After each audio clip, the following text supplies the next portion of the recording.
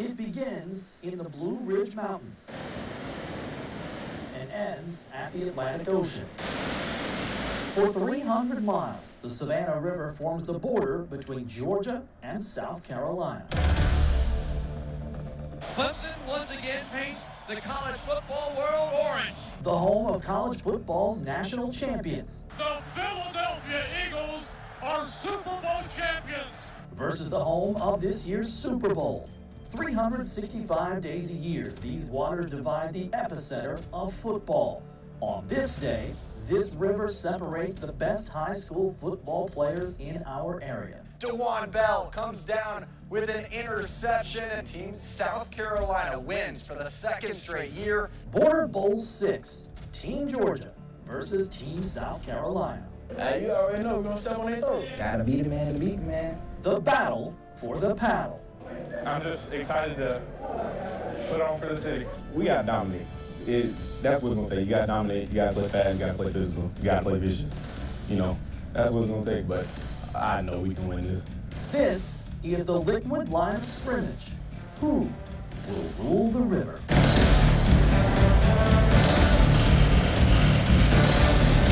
Live from Lucy C. Laney Memorial Stadium, it's Border Bowl 6. Presented by McDonald's, Stars and Stripes, and Johansson Sporting Goods.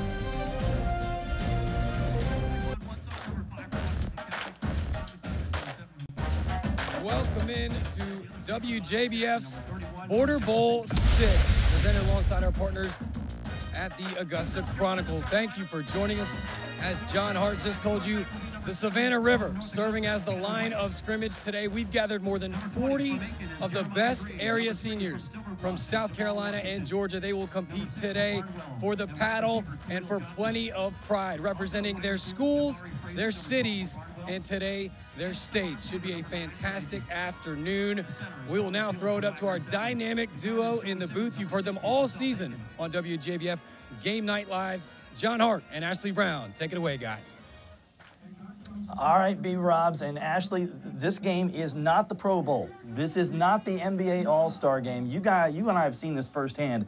These players on both sides really care about this game. That's what I think sets this apart. It's not your average all-star game. I wouldn't say like in a rivalry game where they plain don't like each other. They like each other, but I think that makes them want to beat each other even more.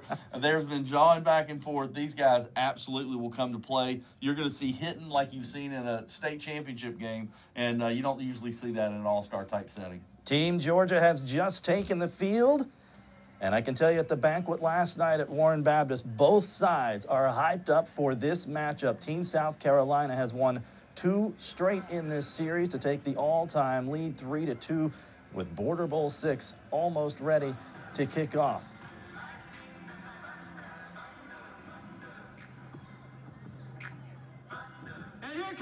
And here comes Team South Carolina. And with that, AB, let's get our keys to the game.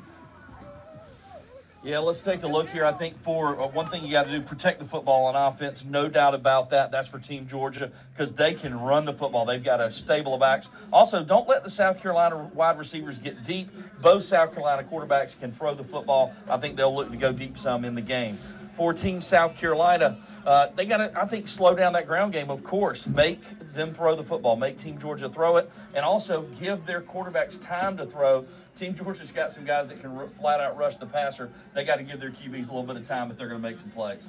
Earlier this week, there were some concerns about the weather. George said it would be just fine, and it is a perfect day for football. Little cloudy, but the rain is not expected to arrive until after we are done here. We're doubling our pleasure today with our Augusta Auto Auction Sideline Report. You already saw Brendan Robertson. Time to introduce the 4th member of our broadcast crew, Matt Lane, also down on the field. Coin toss, coin toss.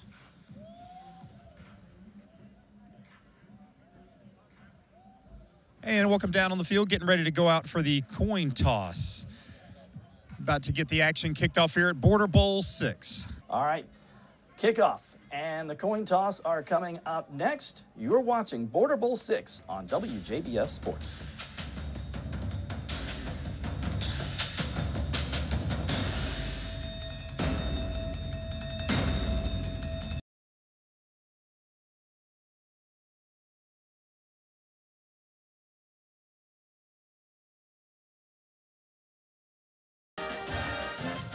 ready for the coin toss here at Border Bowl 6. Today's referees and captains are joined for the coin toss by this year's Ronald McDonald House honorary captains. Of course, all proceeds from today's game go to the Ronald McDonald House of Augusta.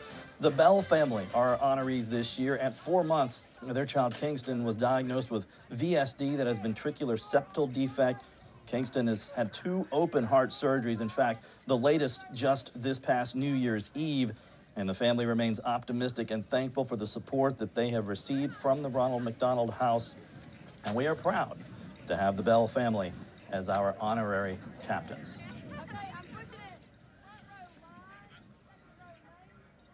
And here come the teams for the coin toss. AB, we talked about what this game means to the 2 teams, but it's also a last chance for a lot of these guys to show out in front of the college scouts. Oh, there's no doubt about that. We do have some kids who have already signed. We do have some kids who have committed. There are a lot of kids that have offers, but there's some kids playing in this game that schools have looked at them but hadn't quite, given them that offer yet. So there's no doubt there are going to be some kids here tonight trying to prove that they deserve to play at the next level. Down to the field for the coin toss. Gentlemen, welcome to Border Bowl 6. I'm your referee for today, Mr. Holland. Okay, gentlemen, congratulations on being selected as team captain South Carolina and team captain Georgia. Okay, gentlemen, but first of all, let me introduce my crew of officials to you. My line judge, Mr. Robinson. My back judge, Mr. Pope.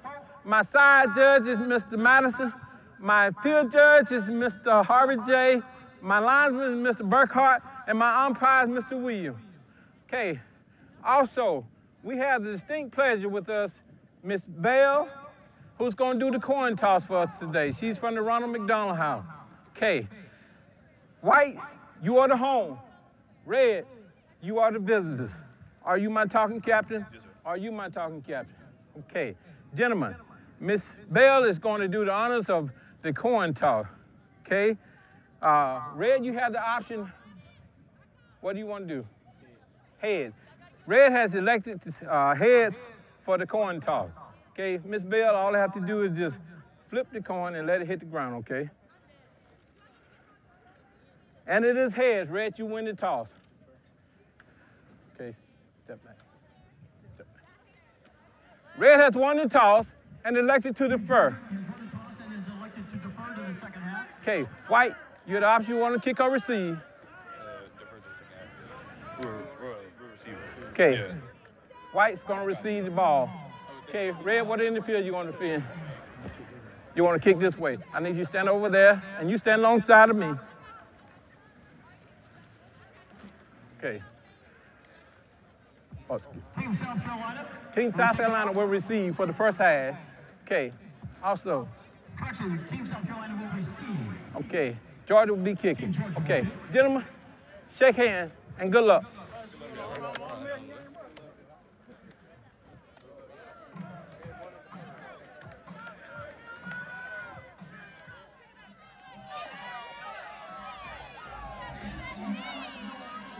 All right, so Team South Carolina will receive the ball first after Georgia won the coin toss and deferred, AB. Yeah, and I can't wait. I mean, this is something we look forward to all year. The kids look forward to it.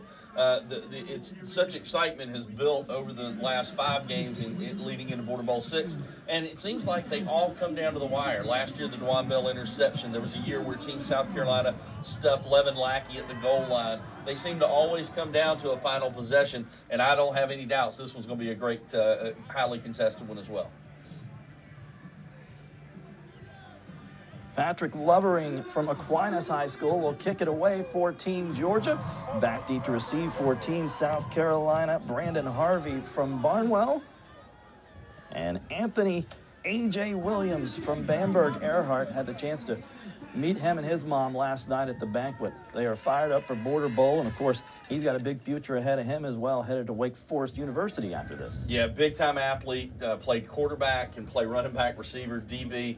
They're recruiting him as a safety at Wake Forest, and he had a lot of offers and decided on Wake Forest in the end, including Minnesota and some big programs. So, yeah, Williams is a guy to keep an eye on today for sure. And the kicker, Lovering, he made a 57-yarder this year for Aquinas, so he's got a big leg.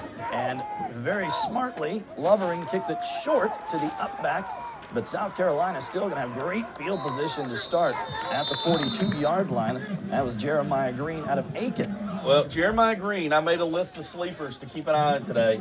Jeremiah Green didn't put up big numbers because they didn't run it a lot at Aiken. They threw the football so much, but he has got blazing speed. I think the players to watch as far as sleepers today, let's get the lineups starting here first. Tanner White, the quarterback, he can throw the football. Those are brought to you by SC Works at scworks.org. Tanner White can throw the football, but he's also a very dangerous runner, over 1,400 yards rushing this year. Really put up some big numbers. Also, keep an eye on Jeremiah Green running the football. Porter, another Aiken player that can go downfield. On that offensive line, the big guy is the guard, Charles McCoy from Strom Thurmond. He's going to be the leader up front. And McCoy, of course, in our opening segment said we're going to come out and put our foot on their throat. We will see if he is correct. Well, like I said, with White in at quarterback, with Wallace in, he's going to throw it more. White can run at our throat. He's very dangerous. White gives to Keyshawn Brown out of Bamberg Earhart. He is driven back to gets it up to the 45-yard line. Keyshawn Brown is one of those kids who's undecided. He's got offers from Middle Tennessee State, App State, Colorado State. A lot of schools like him as a potential linebacker, but he can also run the football. Great size at 6'2", about 210. Picked up 4 on the play. We'll bring up 2nd down and 6. Brown, back-to-back state wrestling champ as well. Yeah, I think if you're a pretty good wrestler at that size, you could probably play linebacker, I would guess, too. Oh, there you go. Throwing for the first time, and it's a big play and a first down into Georgia territory up at the 40-yard line. It goes Javari Ty Frazier out of Barnwell High School. Yeah, Ty Frazier with the big play and a nice tackle by Miles Jackson. You see him back there at safety from Jefferson County. One of the starters. Keep an eye on the big guy, Jeremiah Williams at defensive tackle. He's going to make it tough to run. Elijah Mays at the defensive end from Hepzibah, 33 tackles for loss, and some big-time athletes in that secondary. Cam Brinson, one of them. And my guy to watch on that defense is Preston Daniels, the linebacker from Washington County. 14 yards on the pickup. Now option out to the right side for Brown. He is knocked out of bounds hard. Whoa. And he laid the lick, too. He laid the hit. Whoa. Took out a photographer as well, hopefully. It was Torrey Taylor from ARC, the big-time athlete, both sides of the ball. And Taylor came up and didn't have the perfect angle. And, boy, our hit of the game already, and it was an offensive player because Keyshawn Brown just lowered the boom there. We'll try to get that replay queued up for you. In the meantime, it was a 7-yard gain, 2nd and 3 from the 33. South Carolina moving the football here early. Tanner White at QB. And straight up the gut this time is Jeremiah Green out of Aiken. He'll pick up the first down and then some close to the red zone near the 20. Yeah, I was talking about the sleepers earlier. Jeremiah Green was my sleeper on the offense for South Carolina. On the defense, Strom Thurmond defensive end Robert Witt. My sleepers for Team Georgia, Jarvis Washington, the running back from Laney, overshadowed because Georgia has so many good running backs. And then Bashawn Morris, if they do throw the football, Bashawn Morris from Grovetown is a big-time athlete at wideout. Is Green again. 4 more. That's what makes this game so much fun is every single player is a superstar at his school. Well, and also you might have a kid at a school that was overshadowed by somebody on their high school team, and they come out and star in this game. We've seen it in years past, and that's what's going to be neat to see. And Jeremiah Green is a good example. He only had 400 yards rushing this year, but it's because they just didn't run the ball. They threw the ball predominantly, and you might see him today have a big game because he's got blazing speed. He's a little guy, but he can run it. South Carolina going quick. And White will keep and be stopped short of the 10-yard line. Team South Carolina, coached by Barnwell's Dwayne Garrett, took the War Horses to the state championship game this year. 158-67 in his 19th season, his second tour in Barnwell, and he took Williston Elko to the state championship back in 2009. Yeah, boy, that was a team, wasn't it, with Staley, and they were just loaded back then. And you're right. Hey, the Barnwell team, too, watch them next year because they return almost everyone. They're going to be a force next year in South Carolina again, just as they were this year. And well represented here at Border Bowl today with their seniors. Need 3 on 3rd down. White, and he's not going to get it. Does try to get rid of it. We'll see if they say he was in the grasp. Well, they say he got rid of it, so it'll be an incomplete pass, but a nice job getting to the quarterback by Elijah Mays out of Hepzibah, and that is a name we might call a lot today, AB. 59 tackles this year, 33 of them for loss, Yeah. 8 sacks. It's almost like he said, once they cross the line of scrimmage, you guys have them, but I'll get them behind the line. 33 tackles for loss, which, by the way, led the area. Even beat Simeon Barrow from Grovetown, who had 31. He's a junior. Keep an eye on him to play in this thing next year. And they do say intentional grounding now. Yeah, Elijah Mays. And, you know, he was such a good athlete for Hepzibah because he can play anywhere, really. Defensive end, tight end. He could probably run the ball. And here he just did a great job getting to the quarterback. And Tanner White trying to get rid of it. I describe White as a gamer. You know, he was at Midland Valley as a junior, and we saw him against Strom Thurmond, and he just wouldn't give up in that game. Strom Thurmond on paper was a much better team, but it came down to the final play because of Tanner White. So our first flag of the game, and I would imagine that the runner's knee was down. Off. Okay, because it's going to be first down Team Georgia anyway. So yeah, 4th coming up.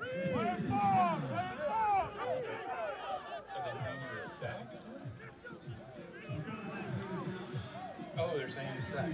Okay, so they are giving the sack now to Elijah Mays. And so now Team South Carolina will attempt a field goal from 39 yards out. And the kick is up. Austin McKay out of Aiken. And that is good. Wow. 39 yards off the foot of Austin McKay gives Team South Carolina the lead here. So Team Georgia bent but didn't break, but does give up the 3 points. Yeah, it was an impressive drive by Team South Carolina, but it stalled just before the red zone. But to their credit, they're able to come away with points thanks to Austin McKay. And now let's see if Team Georgia can answer. But a really impressive drive, and Team South Carolina came out and actually ran the football. We were talking about the stable of backs and great quarterbacks that Team Georgia has. Well, Team South Carolina said, wait a second, we can run the football too, and they proved it on that drive. Team Georgia will be led at quarterback by Jaden Jenkins, the senior from Jefferson County. And boy, what a show he put on Game Night Live this year. We had them early this season against Harlem. And in that game, it appeared the Jefferson County coach, J.B. Arnold, just said, we're going to run Jaden every play, and you try to stop him. He was on the pace to break the all-time record for rushing yards in a single game. He ended up with over 340, I think, if I remember right. And for the year, by the way, 2,147 yards rushing. He is assigned to Georgia Southern, as that's a touchback. Yeah, he is signed at Georgia Southern. One of 2 kids playing in the game today that will play for the Eagles. There was a 3rd player selected to the game, but I think he's enrolling early, and that's Derek Canteen from Evans. So Georgia Southern continues to recruit this area very well. And a successful season for the Eagles. Chad Lunsford has that program trending in the right direction. And some of their top players are from right here. Logan Hunt, the defensive lineman from Washington County. The linebacker Rashad Bird from North Augusta, some of their leading players. So they've created a little bit of a pipeline to Statesboro from the CSRA. So there is big Jaden Jenkins, number 18, out of the shotgun on first down for Team Georgia. We'll get a chance to watch him run, and we did this all night long in that Harlem game earlier this year, and he'll be up close to a first down. Give him 9 and out of bounds. And take a look at the Georgia starting lineup. Team Georgia with Jenkins at quarterback. Keep an eye on the little guy, A.J. Brown, over 2,100 yards rushing this year. The receivers, Bashawn Morris, Lester, both dangerous. And on that offensive front, Sugarts is the leader up front. McIntyre, the right tackle, also likes to do a little of the dirty work. He's out of Hepzibah. I think we had maybe an equipment issue, and they're telling A.J. Brown, the running back from Harlem, They're doing it with a lot of guys. That's the 3rd guy they've sent. that he has to go to the sideline. The 3rd Georgia player they've sent off for the quickness. And Nathan Edwards, our statistician, tells us that's the 3rd player for Team Georgia. And now they're also sending Bashawn Morris, the wide receiver that AB mentioned, from Grovetown off to the side. When you're keeping up with those stats, Nathan's doing a good job.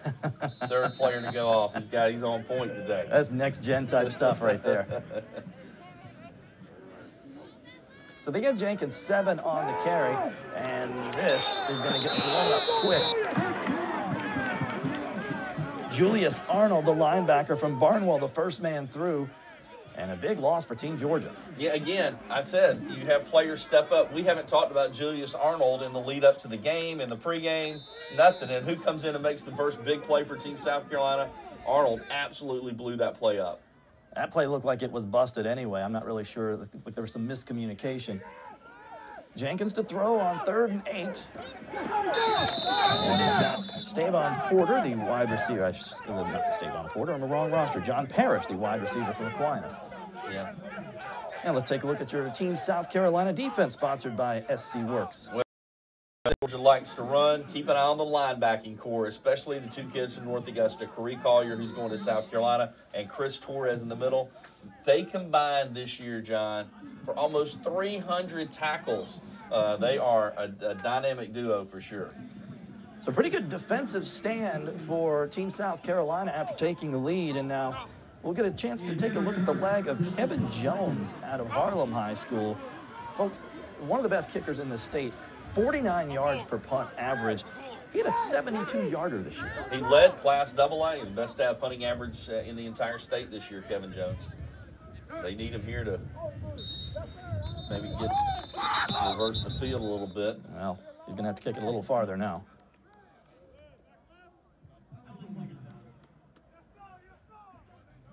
Team Georgia retreating. Well, Team Georgia came out a little flat on offense, John. Team South Carolina looked really, really sharp their first drive. So a false start will back him up 5.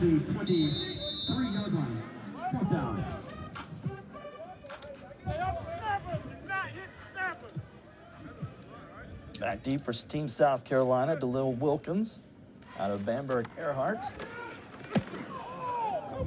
And of course, A.J. Williams, also from Bamberg Earhart. So all Red Raiders back deep, but it's not going to matter as the ball rolls dead at the 36-yard line.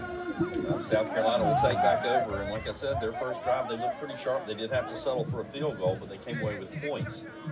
Team Georgia, other than the first run by quarterback Jenkins, they looked a little sloppy on offense. In defense of the players a little bit, they've only had a handful of practices together leading up to this game.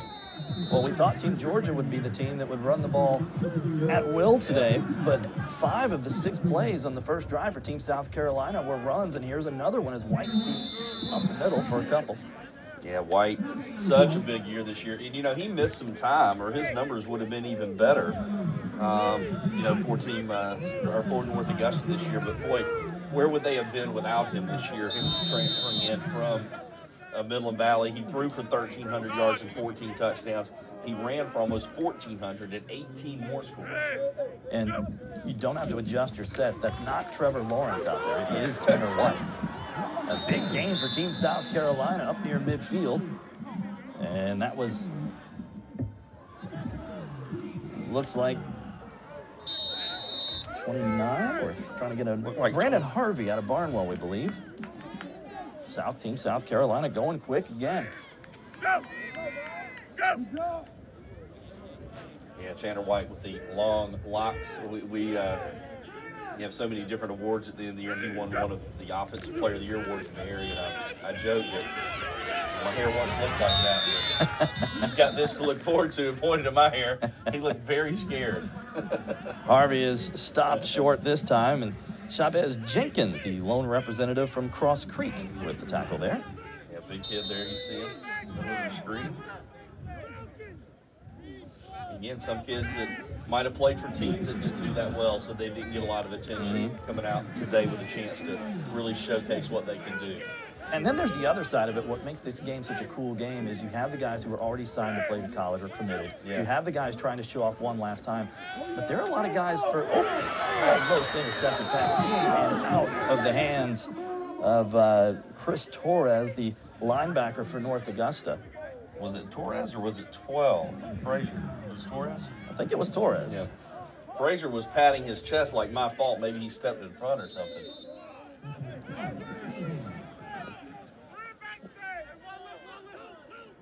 Could have been Frazier from Barnwell as well. Let's take a look and see who it was. That was Frazier. Yeah. Yeah, Frazier. And that's why he was patting his chest, saying he should have had that one. He'll get plenty more chances today. This is Keyshawn Brown. Let's go! Wrap him up. Georgia's territory at the 41-yard line. He could But there is a flag down back near midfield. He could end up playing for one of your guys, Mike Bobo. Colorado State's offered him already. And we're hearing in our ear possible legal formation. But as I was saying, for a lot of guys, on the defense, 2 linebackers lined up on the line. As team It was on the defense. Team Georgia gives Team South Carolina a break. A lot of guys, this will be the final time they put on a uniform as a high school football player. So a lot of different storylines to watch as we go along. Yeah, no doubt. And it's really become such a special event with the banquet the night before, you know, the cheerleaders that get selected.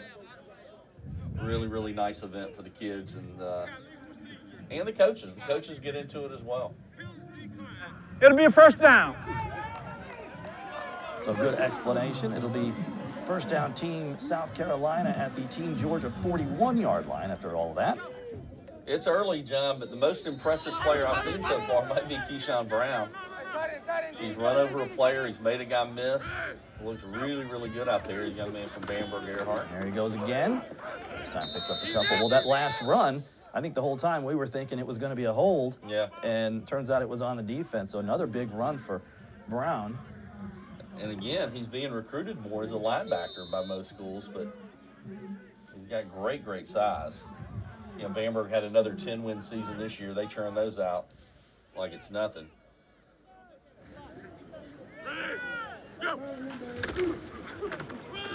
White will keep. Not much there. Looked like that was Jenkins again, who's having a big game early from Cross Creek. And also in on the tackle was Theron Foreman, the linebacker out of Laney, who should be comfortable in his surroundings today.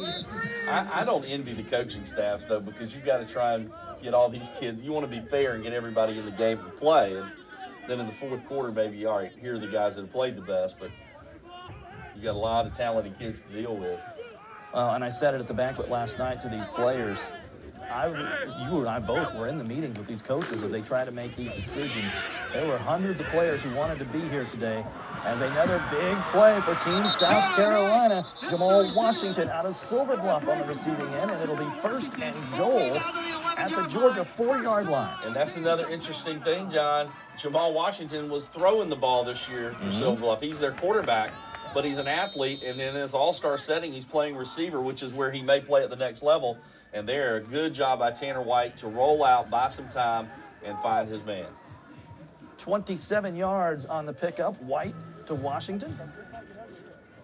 Oh, they pulled it back to the 11-yard line, so make it 21 yards on the pickup. Jeremiah Green there, but nowhere to go. Good job in the middle there, number 42. That's Bryce Atchison, number 42, you see right in the middle of your screen. Atchison this year, 153 tackles. He was the region player of the year over all those great defensive linemen for Grovetown. So obviously he had a really good year on defense for Greenbrier. Did get 2 yards before Atchison stopped him. They can get a first down without a touchdown. And White. Tanner White on the keeper. To the 9. Yeah, couldn't get around Foreman there. Ron Foreman's another one that's got some schools looking his way. As you said, played his home games in his career right here in the stadium. For Team South Carolina. So, Team South Carolina 3rd and 4. You need to get to the 1 for a first down. And of course, 5 for a touchdown. Keyshawn Brown from Bamberg Earhart is the back with White. They'll throw, or try to. And good defense by Team Georgia to force White to throw it low. Well, the key is, what do they do here, 4th down? Do you kick another field goal, or? You know, in an all-star game. Yeah, I think you go for it, maybe. And you and I have known Dwayne Garrett for a long time. I have a feeling he's going to go for it. Well, that time, the pocket collapsed and White had to roll out, unable to find anybody. And see what they do here. They got 3 receivers to the left side of the formation. Team Georgia was screaming for a timeout. They didn't get it. White trying to take it himself to the goal line. No signal. It's still, yeah, what team It'll be Georgia, a first down. Yeah, what team Georgia doesn't realize that they're celebrating. They stopped him, but it's going to be first and goal to go. It'll be first and goal. He didn't quite get in, but the team South Carolina is going to be in business, first and goal from inside the 1. Great effort here by White, because he could have been stopped, and he just didn't let him, kept fighting.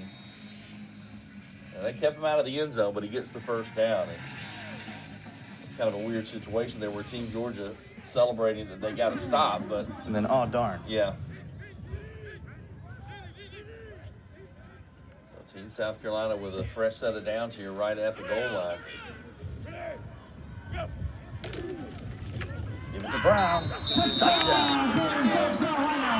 Team South Carolina, they look like they've been playing together all year. Well-oiled machine leads to more points, and as we await the PAT, it is 9-zip Team South Carolina as they try to make it 3 straight Border Bowl wins.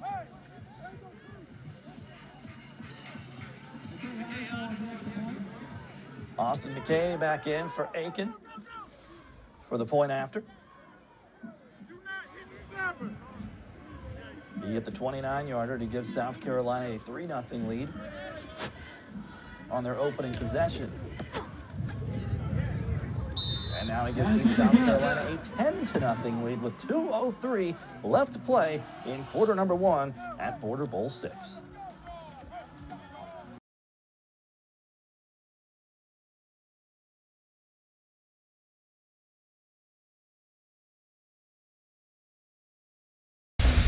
Nothing Team South Carolina, 9-0 I should say. Yeah, 10-0 Team South Carolina leads early in Border Bowl 6. Yeah, I love talking to Tanner's such a good kid. What I like about him most, and he did it throughout the year, and even when I got to talk to him, he did the same thing. He deflects away from himself. You know, he might have thrown for 150 and ran for 200, but he's going to talk about his offensive line and his defense, and I love that about him, and I think that endears him to his teammates as well. Team Georgia's got to come up with an answer here. The key stats so far, Nathan Edwards just gave it to us, John. Offensive plays ran. It's astounding because, you know, we thought Team Georgia with all these running backs would be able to hang on to the football, but so far Team South Carolina has run 24 plays on offense.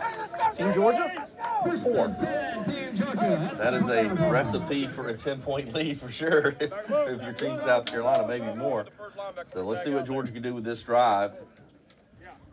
Jaden Jenkins was in on the first drive. We'll see if they stay with him or go with Demekus Taylor, the talented quarterback out of Thompson. Looks like Taylor's in there. It does look like that Todd Booker has gone to Taylor for this second drive, and they'll probably go back and forth as the game plays out. Taylor was the WJBF All-Area Player of the Year last year as a junior when he was at Evans. 44 total touchdowns he accounted for. This time he pitches it out. Raekwon Riley, one of the Hepzibah Rebels in this game. Raekwon over 1,600 yards rushing this year. Can't say enough about the job William Harrell did at Hepzibah. Oh, get the call.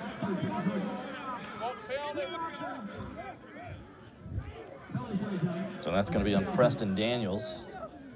Well, I watched about 30 offensive plays from Washington County this year. All I saw him do was knock down people. I've never seen him hold anybody.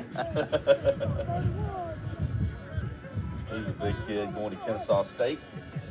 So the run is wiped out, but again, the job that William Harrell is doing down at Hepzibah, most wins. Number 44 on the offense, 10-yard penalty. Maybe the toughest thing to do is change an atmosphere where you've had a losing tradition and you haven't done well. They were 0-16 2 years ago. Yeah, to change that atmosphere at a school is one of the toughest things to do, and he's done it at Hepzibah. They were proud of that football team the last couple of years for sure.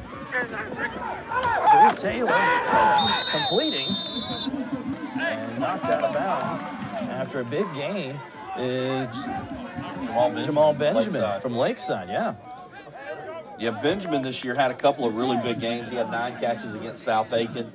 A little guy, but he's sure-handed. And Taylor, again, tough throw against his body and able to complete it. Good hit by Isaac Johnson out of North Augusta. 13 yards on the play. Taylor flushed. And that's the dual threat you talk about, AB. Yeah, when he is flushed, he can flat out run it. I mean, 68 touchdowns in the last 2 seasons for this kid, either running or throwing. Just a big-time athlete. And he does pick up the first down for Team Georgia. Team Georgia's first down, and we are 63 seconds left here in the first quarter. And all that stable of backs we thought would be a storyline. Really, we haven't heard much from them. The quarterbacks have run it a little bit. And that time they tried to use one of the backs. I think that was Bloodshaw. Or no, check that. Jarvis Washington. Laney. Jarvis right Washington. Here at Laney. He had a big year, 1,400 yards himself. And I thought, again, he might be a kid because he was overshadowed by A.J. Brown and Daquan Bloodshaw and some of these other kids who put up gaudy numbers. Thought maybe he might be a guy to watch today to kind of have a breakout game on his home turf. Lost one there. This could be the final play of the first quarter. Taylor, and this time he's not going to get out of it. Hey, number 30 for South Carolina, Porter. Julius Arnold, the linebacker from Barnwell. Second big play. He's got a tackle for a loss and a sack in this one already. All the way back to the 20-yard line. And I believe Team Georgia is going to let the quarter end and try to get to the sideline and regroup a little bit. Yeah, he had 101 tackles this year during the regular season, 13 tackles for loss and 5 sacks. So far, he's been the defensive star for South Carolina. Well, the first quarter, all teams South Carolina. Georgia will have a chance to answer, and the football. Let's take it down to the sidelines for another Augusta Auto Auction sideline report. This time, Matt Lane. Matt.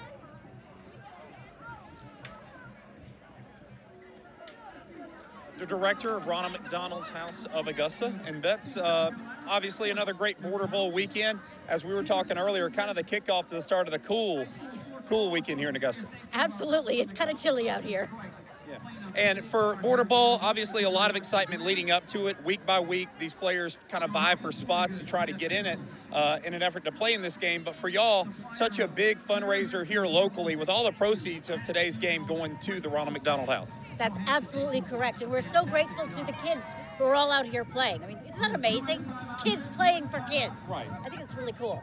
And it's really cool to kind of see you guys interact a lot of times with the players, with the folks that are staying there. Kind of the trademark item, I think a lot of folks really see, the socks. We talk about it each year, but each year, terrific to look at. The kids love wearing them, kind of signifying that trademark, Ronald McDonald House, kind of signifying this event. Absolutely, and it's so cool because, I mean, red and white is Ronald the Clown. Ronald the Clown represents happiness, fun times, and all of that. And these guys are giving us a good time today. Absolutely, and as we talk about being on the game, something along to go with that, the stickers on the back of their helmets. They have the Ronald McDonald's House stickers on the back of a lot of the players' helmets, so also signifying the Ronald McDonald's House. Something kind of moving forward a little bit. I know you guys are really busy throughout the year with a lot of different events, Border Bowl being one that we're associated with. What stuff do you guys have coming up this next beginning of this year, beginning of this year, kind of leading into that spring season? Well, Matt, we've got on Sunday, March 3rd, Wine, Women, and Shoes. This is an event kind of for the guys. Well, Wine, Women, and Shoes is for the ladies, and it's a lot of fun. It is at the Bell Auditorium. We drink a lot of wine, do some shopping, and see a fashion show. It's really fun. Well, as always, I hate speaking for everybody, but I do, and telling you how much we appreciate y'all being a part of this each and every year. The Ronald McDonald's House, Bette Mertensen will be back for more after this. Back to the game. Well, guess who on the sack, AB? Yeah, Julius Arnold. 2 sacks and a tackle for loss on top.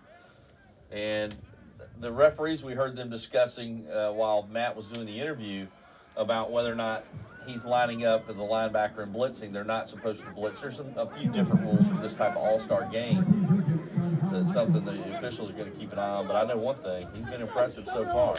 And there he is again! Who's on it?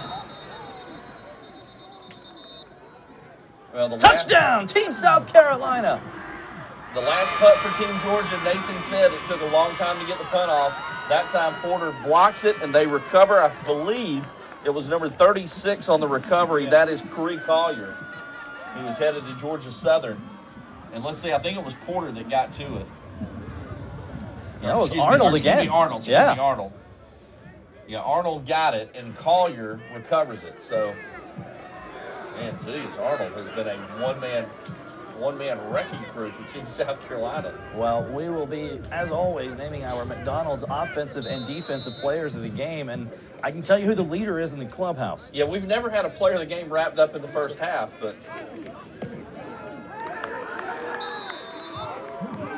17-0, Team South Carolina.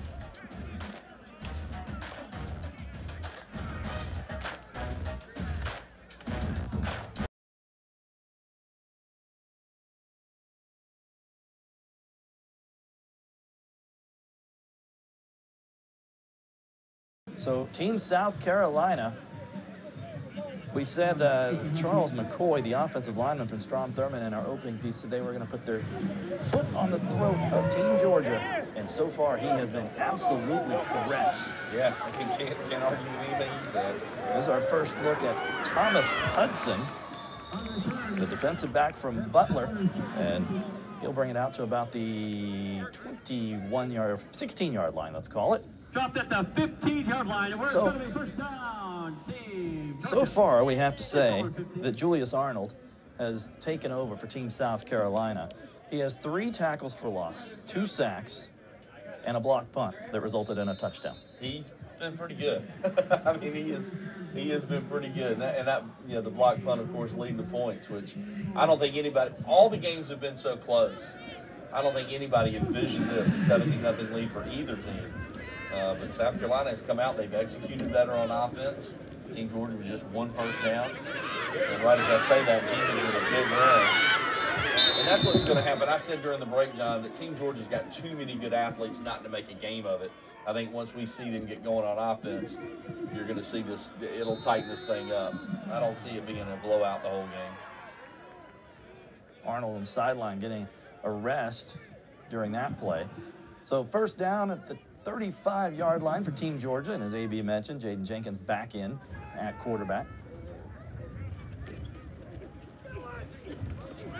That may be Team Georgia's best chance to stop Arnold at the rate he's going. Team South Carolina rest him. That was J.Q. Brown on the carry for Team Georgia, the running back from Grovetown. What a year the Warriors had. Yeah, he had his 3rd straight 1,000-yard season. He's got offers from Miami of Ohio, Southern Illinois, Tennessee Tech, and East Tennessee State University, and get a chance his first carry. Only a yard on that one. Warriors with their first region title this year. Jenkins throwing the football. You know, the funny thing, Jenkins didn't throw it that much this year at all for Jefferson County, but last year he did throw the football quite a bit. He threw for over 1,000 yards as the backup. So he can throw the football. He's just this year they just flat out decided they were just going to run it, and it was obviously a pretty good recipe because Jefferson County under J.V. Arnold had another terrific season. And that one was intended for DeAndre Lester, also a state champion in hurdles as Lester, and he's going to have or if he was sticking around, he'd have a new coach next year at Washington Wilkes as Chad Allagood turned in his resignation after the season. And Jenkins will be incomplete, and let's see who made the play for Team South Carolina. That is Deshaun Miles, the linebacker from Strom Thurmond. Yeah, big hit there right in front of the South Carolina bench, and they went bonkers when he did it. And there you see Miles. Well, Team Georgia going to have to punt it away, and I know one thing they need to do. They got to get that snap and punt off a lot quicker. Well, everybody looking for number 30 on the field, but he's on the sidelines.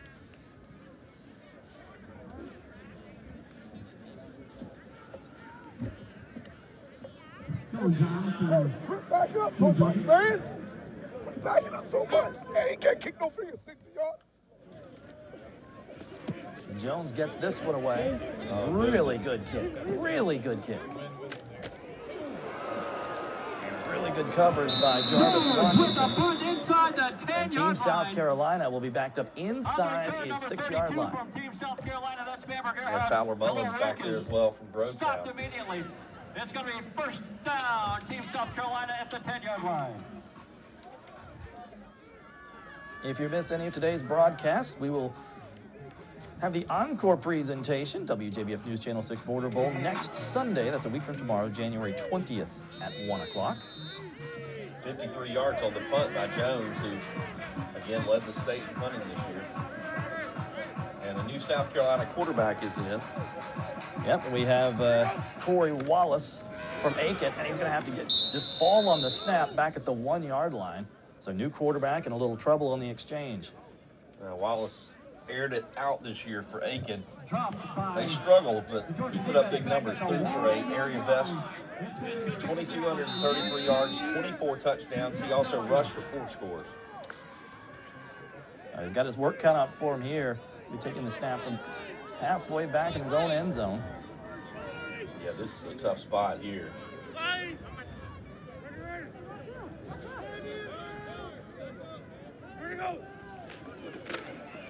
Dangerous handoff. They're going to have a safety. Team Georgia's on the board. I think we've had a safety in like 3 border bowls out of 6. Pretty crazy. Kellen Weathers, the defensive lineman from the Richmond Academy. Yeah, good push up. Jeremiah Williams in there as well. And just nowhere to go. Nowhere to go at all. So, could that be the turning point for Team Georgia? Because now, not only do they get the 2 points, they're going to get the football back. Yeah, and should get decent field position. Well, in the last drive, even though it stalled at about the 40, that was their best drive of the game. So maybe they're getting that offense going a little bit. Well, so far, Team South Carolina is outgaining Team Georgia 100-16 in total offense. That is amazing. Well, and you look at time of possession, over 8 minutes for Team South Carolina, under 4 minutes for Team Georgia. The first down, 7-1 before that last drive.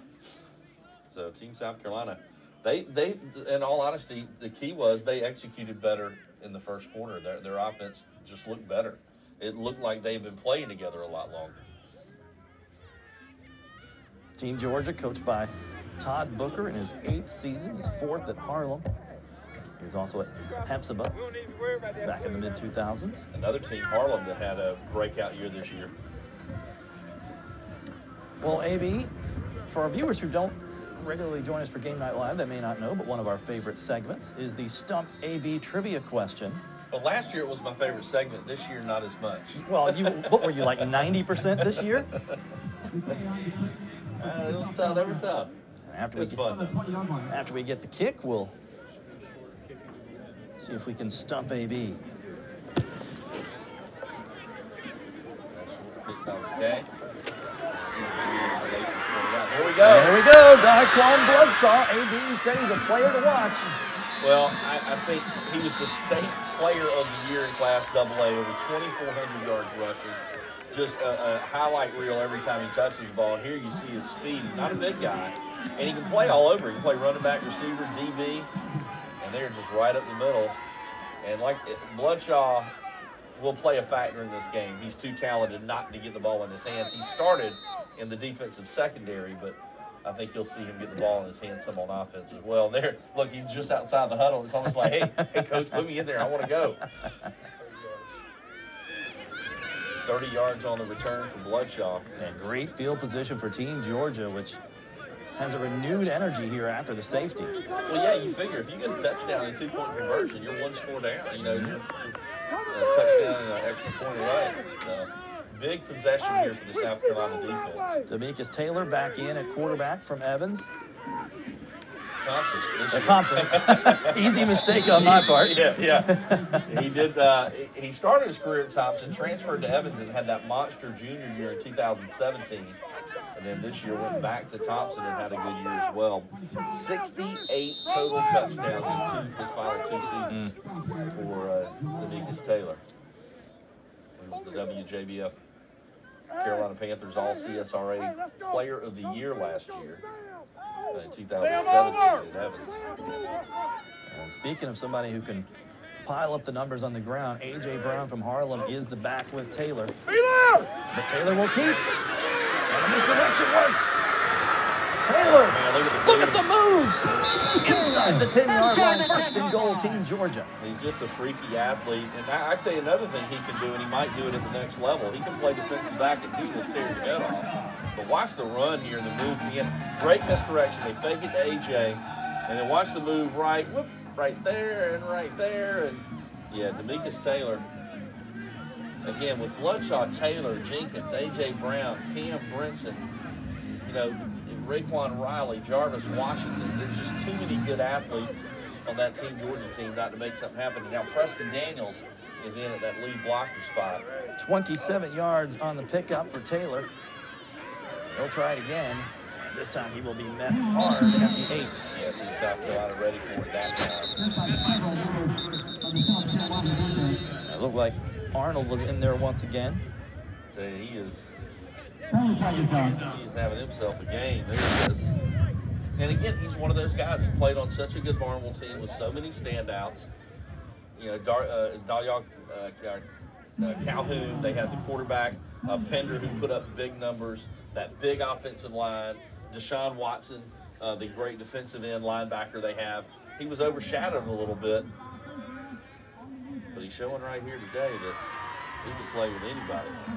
We didn't see the flag, but it's going to cost Team Georgia 5 more yards. So,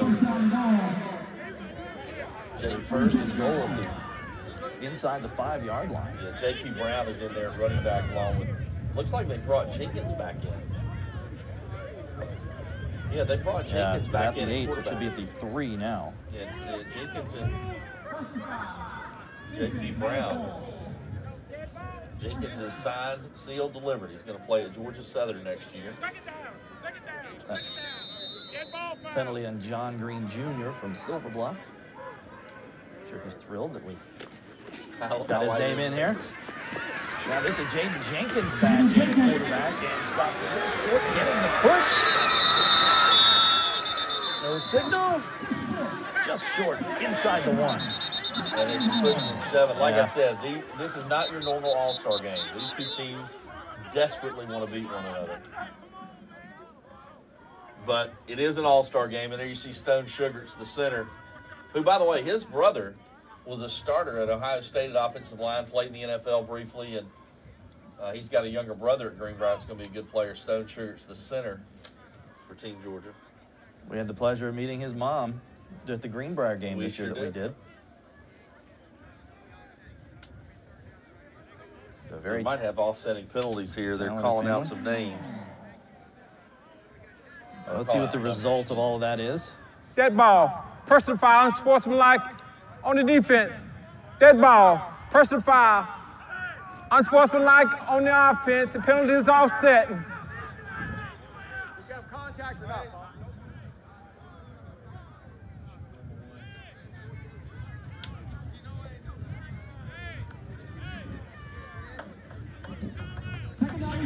So it looks like for Team Georgia, it was Dedrick Holmes. And for Team South Carolina, it was number 48, J.B. Holmes. And that was Arnold again, making the initial hit to drive Jenkins back. He's having himself a game. Dedrick Holmes, talking about another good athlete, 6'2", 205, has some D1 offers out of Evans. As a junior, he had 9 interceptions. This year, he had to play a little more of a role on offense, so he didn't put up as many interceptions, but certainly a talented player in that Evans defensive secondary. Well, while we have a second, we mentioned the Stump AB trivia question, and you know it's big time now because we got a sponsor for Border Bowl.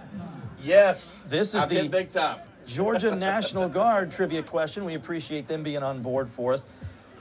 Team South Carolina has 9 North Augusta Yellow Jackets. That's the most of any one school in Border Bowl. Clemson, of course, this past week won its 2nd national championship in the last 3 years. Yeah. Which former North Augusta Yellow Jacket is currently the radio sideline reporter for the Clemson Football Radio Network? I'll let you think about that for a minute. We got 3rd and goal from the 1, and Jenkins. Correction, 3rd down and goal. We'll take the snap.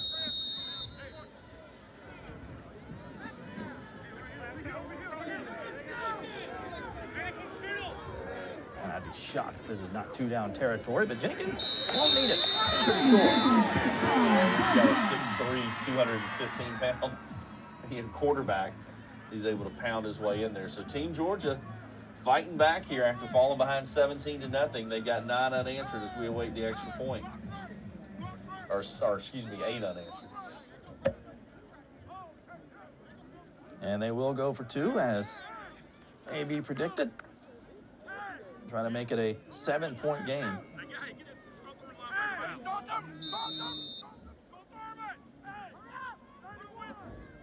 Well, one thing they've done, too, is they've kept South Carolina's defense on the field for a pretty good bit here.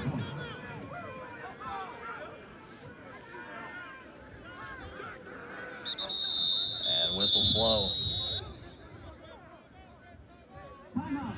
And Team Georgia didn't like what it saw.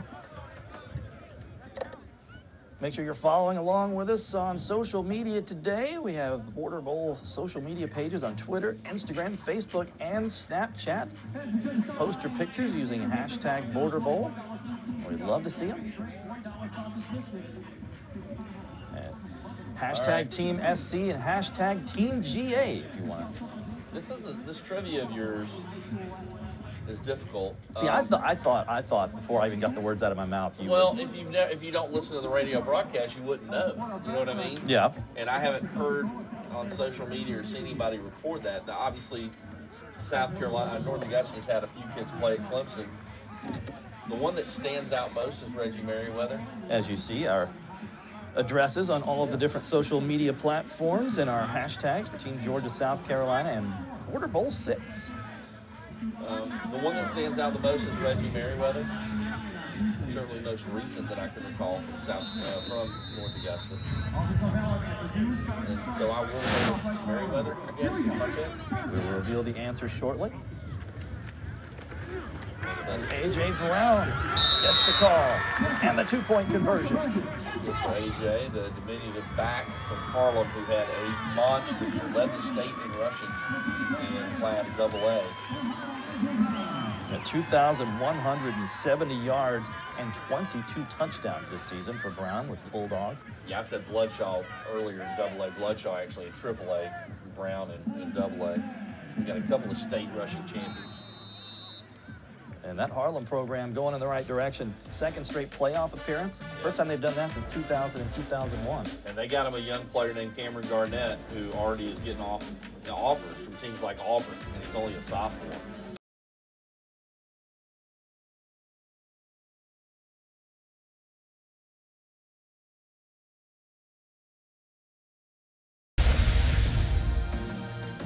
Team Georgia back within 7, 17-10. Team South Carolina leads. Let's take it down to the sidelines in another Augusta Auto Auction sideline report. Brendan Robertson.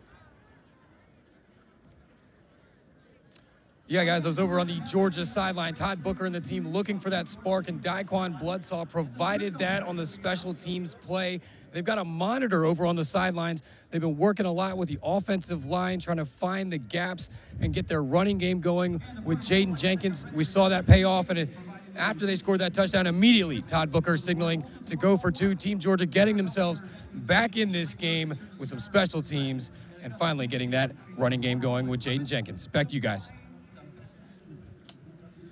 And that's more of what we expected, AB, from this Team Georgia with this stable of running backs. Well, and also having 2 quarterbacks that can run. Jaden Jenkins finished the drive, but remember it was Demetrius Taylor who had the nice run to get him down in deep South Carolina territory. So now the defense has to answer. They've got to get a stop here. An interesting move by Todd Booker, kind of flipping the quarterbacks back and forth on the same drive. Keep the South Carolina defense off balance, or at least it did on that last possession. Got 2 equally terrific quarterbacks. It's easy to do that.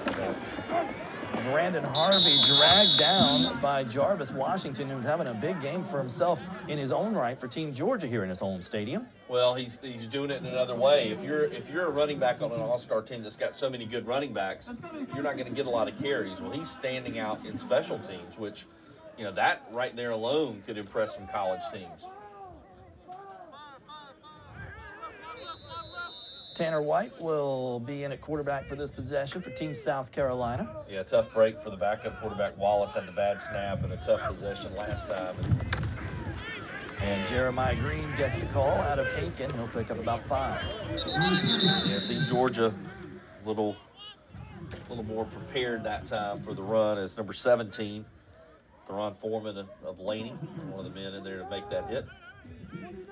Well, Brendan mentioned the RPOs that White has been running for this South Carolina offense, and that was another one, good for 5 yards. Yeah, we started Game Night Live at North Augusta for the Thompson game. Tanner White got hurt.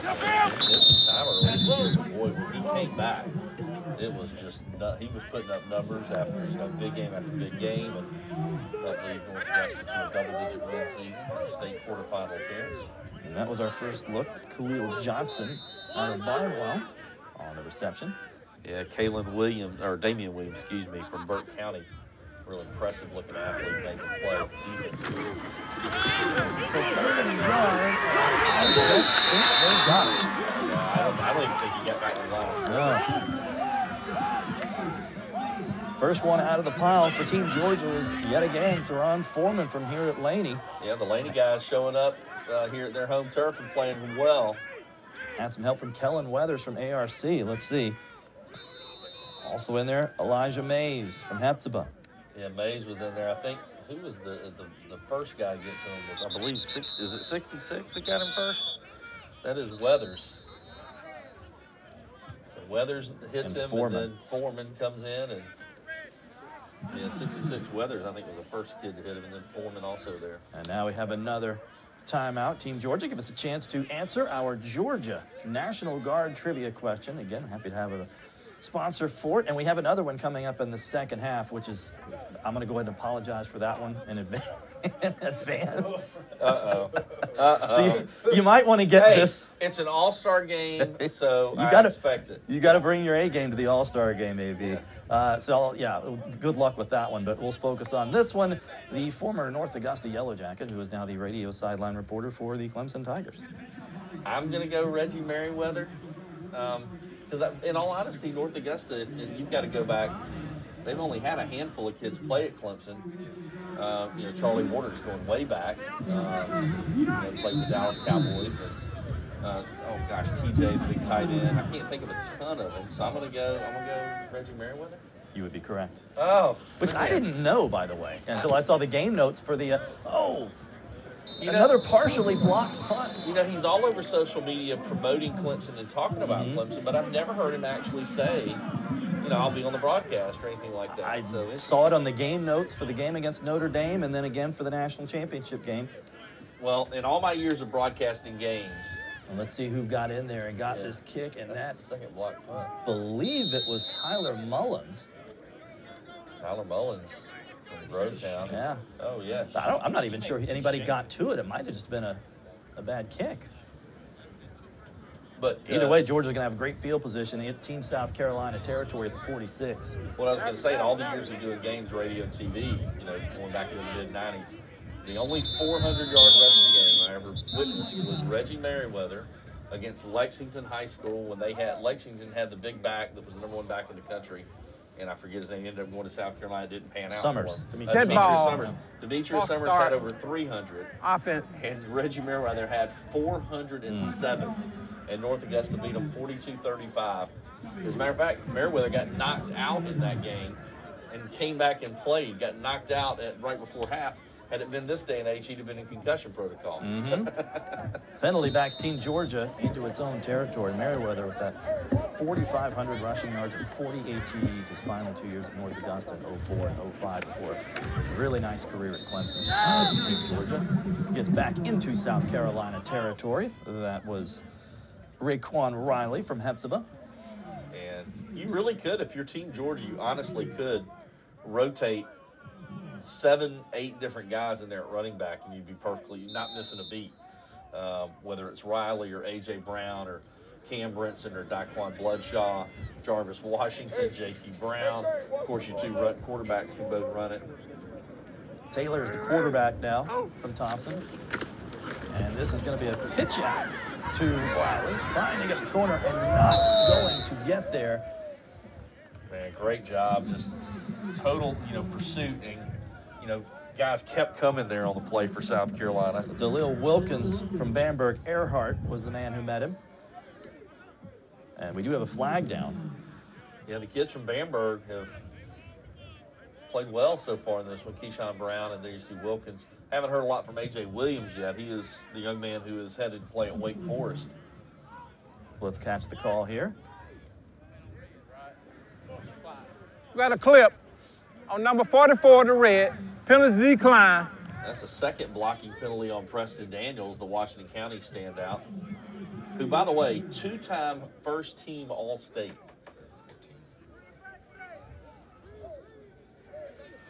All right, he may be the only. I know he's the only player for Team Georgia that was a two-time first-team All-State. There may have been a South Carolina player, I'm not sure, but that is a pretty big distinction to do that 2 years in a row. Well, they need 12 from midfield on third down. Taylor under pressure, another flag. It is complete to Jamal Benjamin, but there is a flag down back near midfield. Nathan Edwards, our spotter, saying it was it looked like it was a blitz, and you cannot blitz in these all-star games. And I'm hearing in my ear from the officials, I think that's what the call's going to be. I tell you what, Taylor's known for his running, but that was a laser to Benjamin, who had 40 catches this year for Lakeside. So Benjamin runs a 4.5 too, so he can motor a little bit. I would imagine if you can. We got illegal blitzing on the defense, number 30. So I don't know if that's a penalty that only exists in this game. I don't know if you can decline that and take the first down, or. Yeah, yes, they can. okay. I would think so. I mean, and what if you had a 50-yard touchdown? Right. You know what I mean? They'd have to be able to decline it. That was Arnold on the illegal blitz. Illegal blitzing, number 30. They do this on because the defense. offenses haven't had a lot of practice First to down. prepare for different things like that, just to try and make it fair. If not, you could just send blitzes and really put the offense in disarray. So you're telling me Julius Arnold's not perfect? Well, I didn't say that. He has been so far. Do you see that guy? Do you think I want him mad at me? Nah, Julius, that was John Hart. I'll be in my car by the time he gets out of the locker room. 22 yards on the pitch and catch, and now it's Jake Jenkins back in. One thing that's unique about Jenkins compared to other running quarterbacks, a lot of running quarterbacks like to use their speed and get to the outside, and then you'll see them go out of bounds. Jenkins is not afraid of the 4-yard run. He'll take those. You're going to give him a 4 or 5 yard run, he'll take it. And that's exactly what he did here. He knew he wasn't going to see a big daylight, but he just lowered his shoulder and was able to pick up decent yardage. Yeah, got 8 on the carry, as a matter of fact.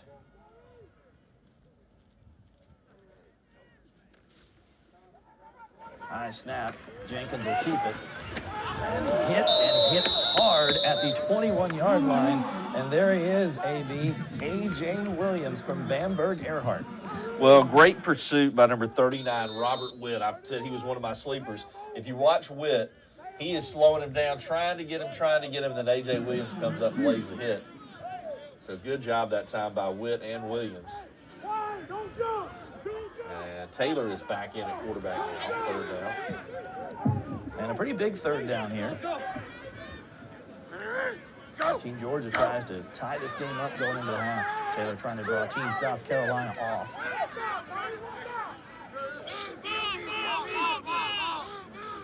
Three wide receivers out to the left.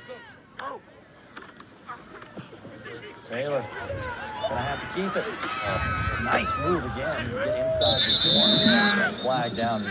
Probably a holding on Team Georgia.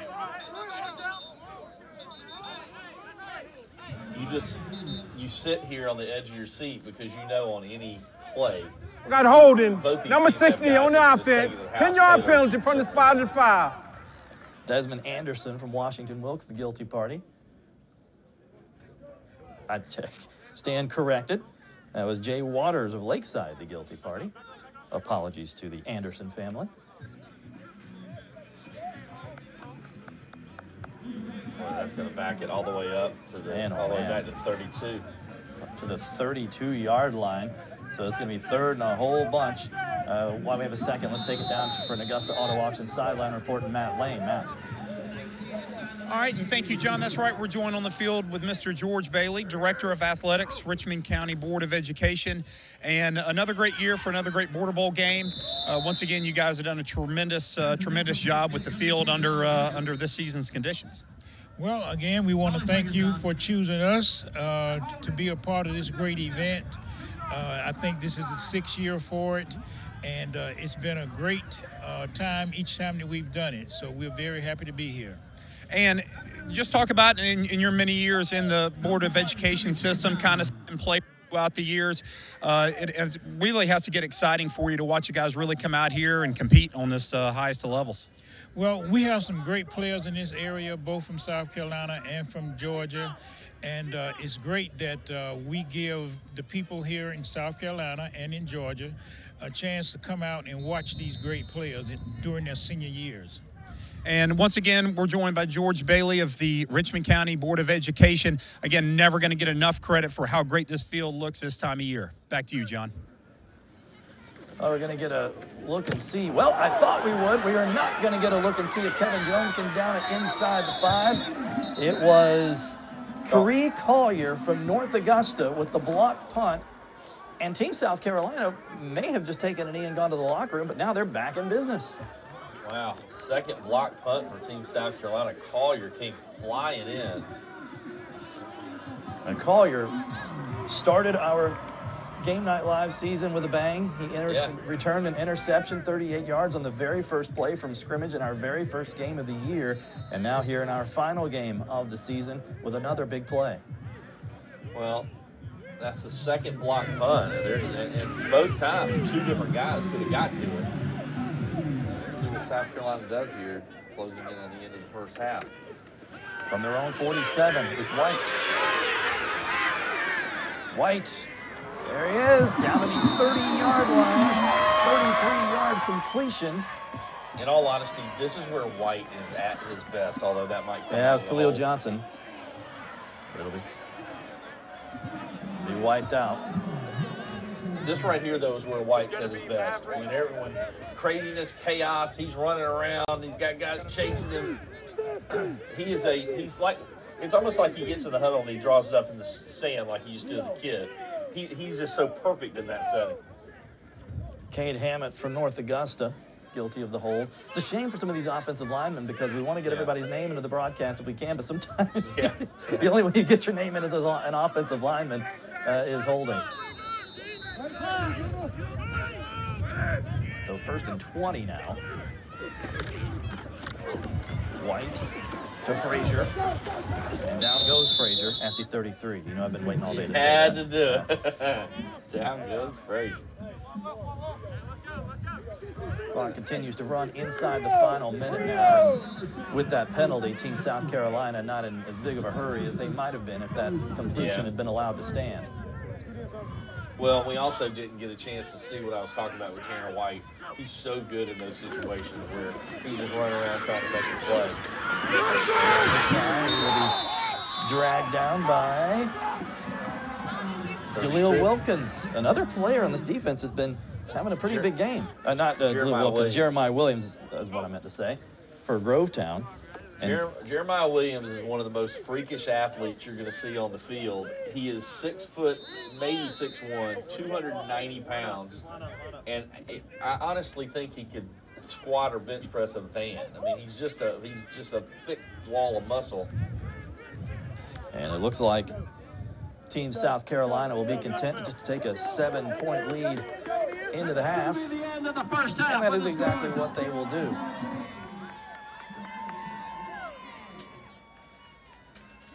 So an exciting first half of football. Team South Carolina ends it with the lead. And down to the field for another Augusta Auto Auction sideline report. Brendan has Team South Carolina head coach Dwayne Garrick. Yeah, hey, John and AB here with Dwayne Garrick. And your team jumped out to a fantastic start, some special teams plays, and Tanner White seemed to have the RPOs working. Yeah, we did a good job there early. Bogged down here in the red zone. Gave it 2 points, really gave them the momentum to get to 7 more. So it's almost 9 points cost us by bogging down here offensively. Played pretty well on defense. Got to find a way to stop that quarterback from running the football. Outside of that, it's been a pretty good football game. I think on special teams. Just got to continue to play hard and hope we get a couple more breaks in the second half. You guys only had a couple days to get all this gelling together. Are you seeing the things that you thought would see out here? Oh, yeah. I'm very well satisfied with us being able to execute what we tried to do. It's just a matter now of not breaking down. Give Bonner a little more time to throw the football. And we're probably going to throw the ball a little bit more in the second half, just early, to establish a little better running game. All right, Coach. Good luck in the second half. Good talking to you. John, AB, back to you guys. All right, B-Robs, appreciate that. Appreciate the time from Coach Garrick. We are set up for a heck of a second half here at Border Bowl 6. The cheerleaders are warming up on the field. We will see performances from both Team South Carolina and Team Georgia. And we have some special guests for you coming up on the halftime show as Border Bowl 6 continues here on WJBF Sports.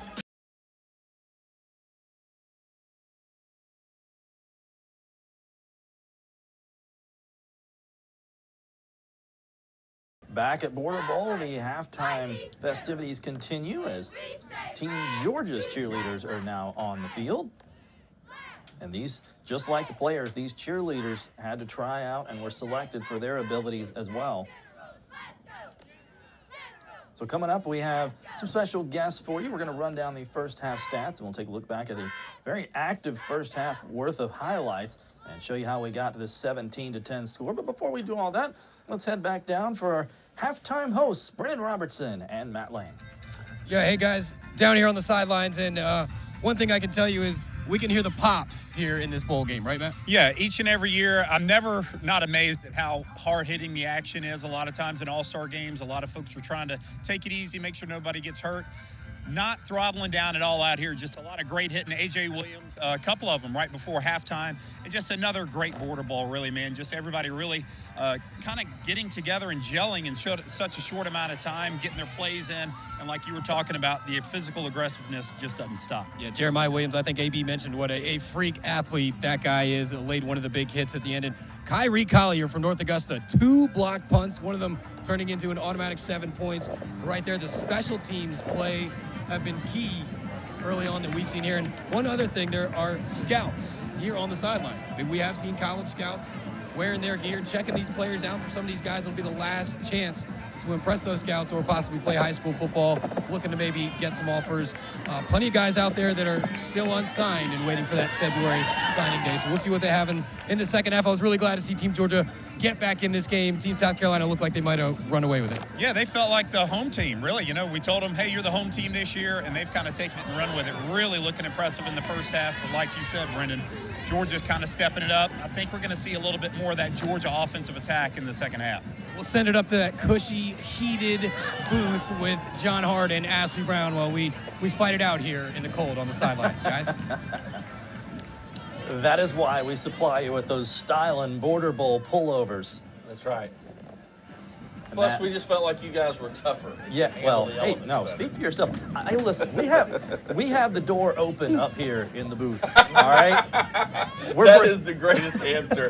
We're in the heated elements, but we cracked the door open so we could feel what you guys are feeling. We just want to feel your pain just a little bit. Team Georgia's cheerleaders continue their routine on the sidelines. Team South Carolina to follow as we continue with the halftime show here. And we really cracked the door, by the way, so they can bring us our food. We've had pizza delivered. We have plenty of water up here, so we're well stocked, Brendan and Matt. We appreciate you guys doing the hard labor down on the sidelines.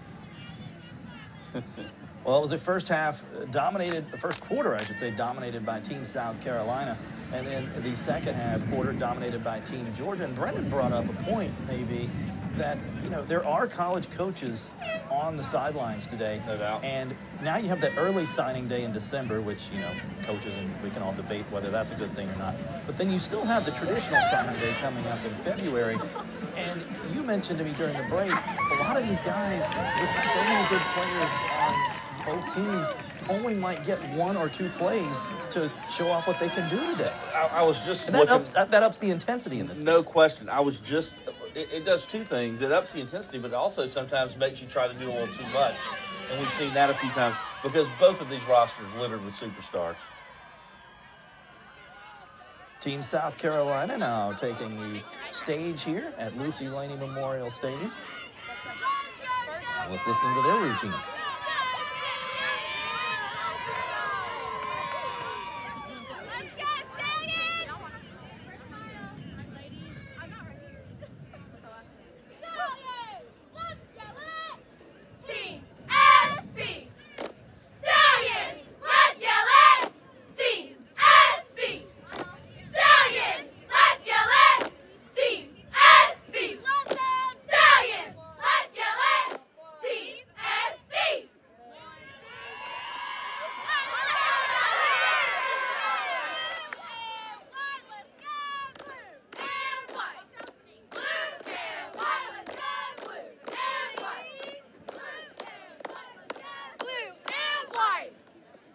Well, and it's a selection process there, too. I love what WJBF and the folks who are in charge of that have done because they make it special for the young ladies as well, and it should be. And that's great to see them get to be a part of it at the banquet, and they're rooting their team on. Those girls want Team South Carolina, to win just like the other players do. And both sides were very spirited at the banquet last night at Warren Baptist. We have some first-half stats to pass along now. Yeah, looking at South Carolina's offense, Tanner White, 5 of 7 for 61 yards. Running the football, Green is their leading carrier, 5 carries for 25 yards. Keyshawn Brown, 4 carries, 14 yards. He does have the touchdown, and he has a 13-yard catch as well. The leading receiver, Ty Frazier, has 2 catches for 18. Yardage-wise, though, it's Jamal Washington. He has the 27-yard catch that set up a touchdown for Team South Carolina. For Team Georgia, passing-wise, Demekus Taylor, 2 of 3 for 33 yards. Jaden Jenkins, 1 of 3 for 5 yards. They both have run the ball pretty effectively. Jenkins, 7 carries, 33 yards and a touchdown. 5 carries for 20 yards for Taylor. As far as the backs, we thought this stable of backs would be superstars today. Not the case. J.Q. Brown, 3 carries for 3 yards, is really the leader out of that group. Receiving-wise, Jamal Benjamin, 2 catches for 33 yards for the Lakeside standout so far in the ballgame. All right, so the halftime show continues, and we have some defensive stats as well. We got it, man, and I tell you, the defensive star has been Julius Arnold for Team South Carolina. 4 tackles, 3 tackles for loss, 2 sacks, and he's blocked a punt. Also, how about a block punt and a recovery for a touchdown for Corey Collier in the contest as well. Also for Team South Carolina, number 23, Jamal Isaac has 3 tackles.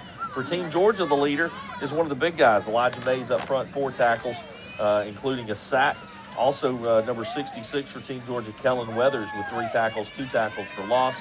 And then number 33, Coleman Fleming, has been in on 3 tackles as well. So some stats for you for the individuals on defense as well. Second quarter, Team South Carolina, -2 yards on 7 offensive plays. Wow. It was really a tale of 2 quarters there in the first half. Team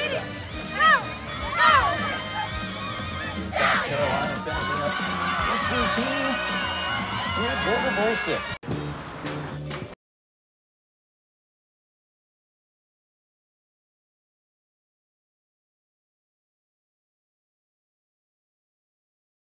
All right, the halftime show continues. You can see it is a raw day here at Laney Memorial. All week we were a little bit worried about the weather. Earlier in the week it looked like we might have some showers, but so far no wet weather at all, and George Myers says we will not have any wet weather until this game is long over with later tonight. So yeah, that's certainly good news. We've had weather play a factor, it seems like, every year. Today it has as well, though. With the wind. The wind has definitely played a factor. Nathan was pointing out, for the most part, all the points are coming when you've got the wind behind you, except for one of the blocked punts. So that's something to keep an eye on, especially if this game does come down to the kicking game. We've got some great kickers, Patrick Lovering and Austin McKay. But if it comes down to kicking, you're going to hope you got that wind behind you if you're kicking that big kick for your team. And as you look at your television screen right now, the wind is blowing very hard left to right. So the teams moving from left to right on your TV screen will definitely have an advantage as far as punting and kicking the football, at least. Well, and also you got to come out and see who's going to be ready to play this second half. South Carolina came out the first half and asserted itself, but Team Georgia sort of took over in that second quarter. All right, let's take a look at the first half highlights and see how we got to this 17-10 score.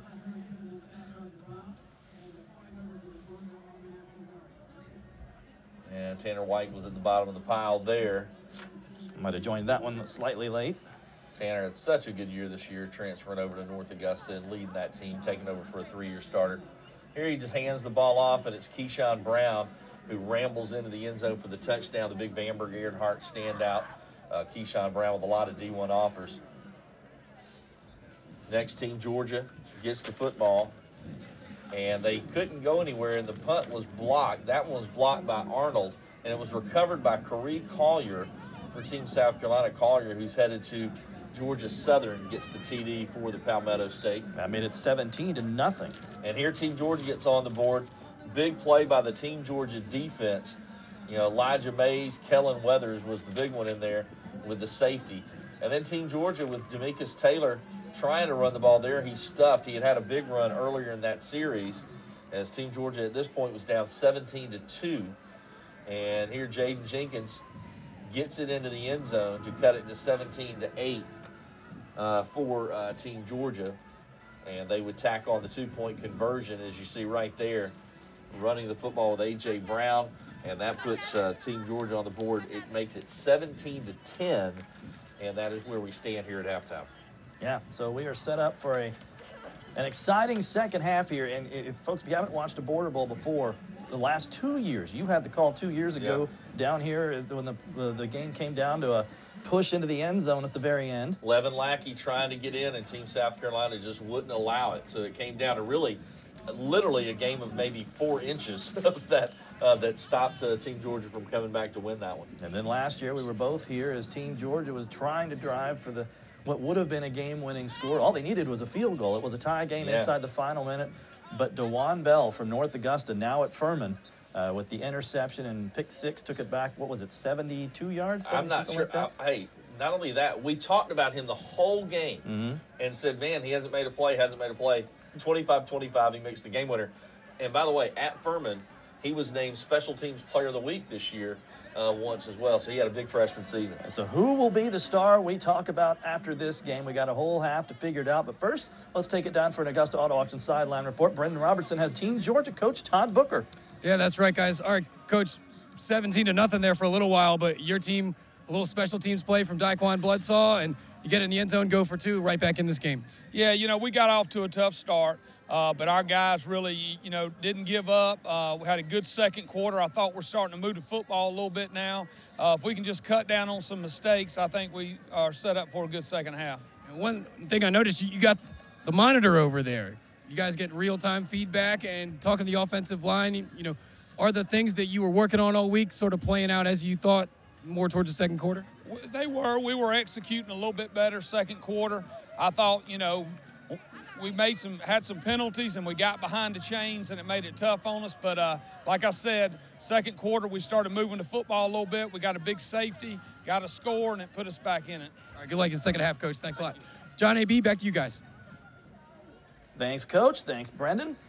And 17-10 is where we stand to start the third quarter.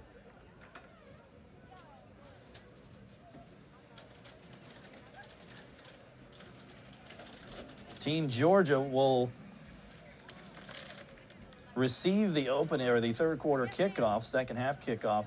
They won the toss and elected to defer. And as we get ready for the second half kickoff, let's go back down to the sidelines once more and another Augusta Auto Auction sideline report, this time Matt Lane. Matt. Thank you, John. That's right. We're down on the field with Cheryl Bell, Kingston Bell's mother, as we talked about at the beginning of the game. And Cheryl, I know we talked to you a little bit throughout the game. Can you just kind of give us kind of another kind of rundown on exactly how it happened, how you got to go to the Ronald McDonald House, and what exactly brought you there?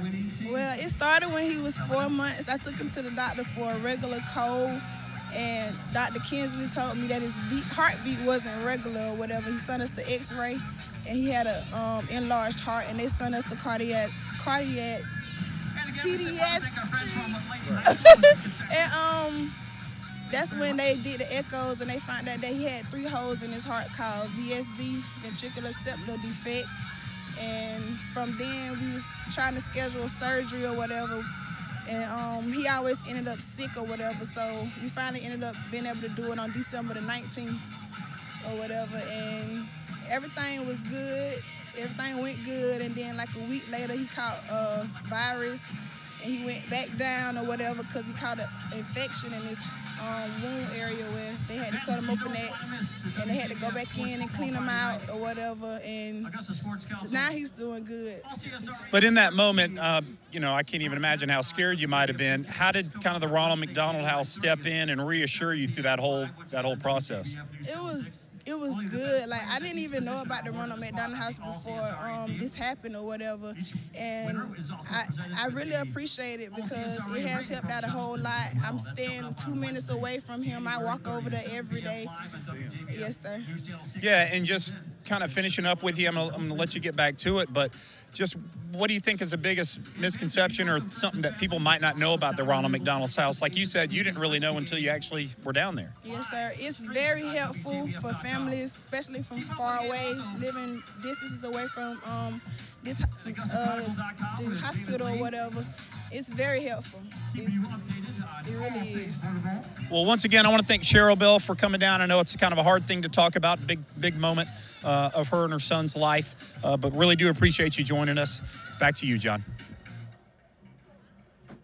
All right, Matt, and our appreciation to Miss Bell and best wishes as well. The last thing you want to be worried about when you find out you've got a kid that's got a serious illness of some kind or needs treatment, you don't want to be worried about money for place to stay and food, and the Ronald McDonald House takes care of all that, which is so great to see. Yeah, and all proceeds, every bit of it from this game, go to the Ronald McDonald House here in Augusta. So we are ready for the second half kickoff. Team South Carolina holding on to a 17-10 lead. Team Georgia will get the football next.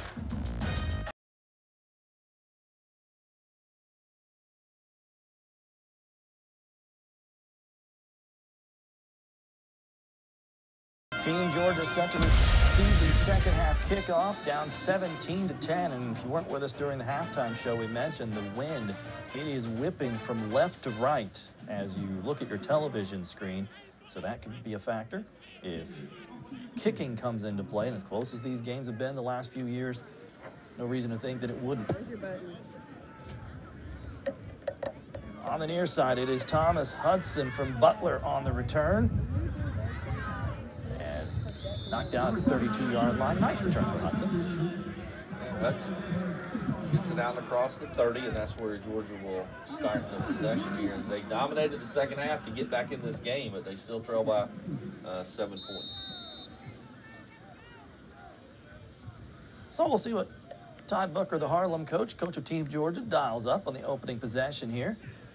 And it looks like he's going to go with Demekus Taylor at quarterback. We're going to go back down to the sidelines, and another Augusta Auto Auction sideline report. Brendan Robertson has some special guests. Hey guys, we are here with Andre Anderson and Sally Sharp from SC Works, LSCOG. And tell us a little bit about SC Works and LCOG. We're an agency that serves 6 counties in the state of South Carolina. We have multiple divisions. We work in the workforce division under the WIOA program, which helps individuals get jobs across the 6-county region.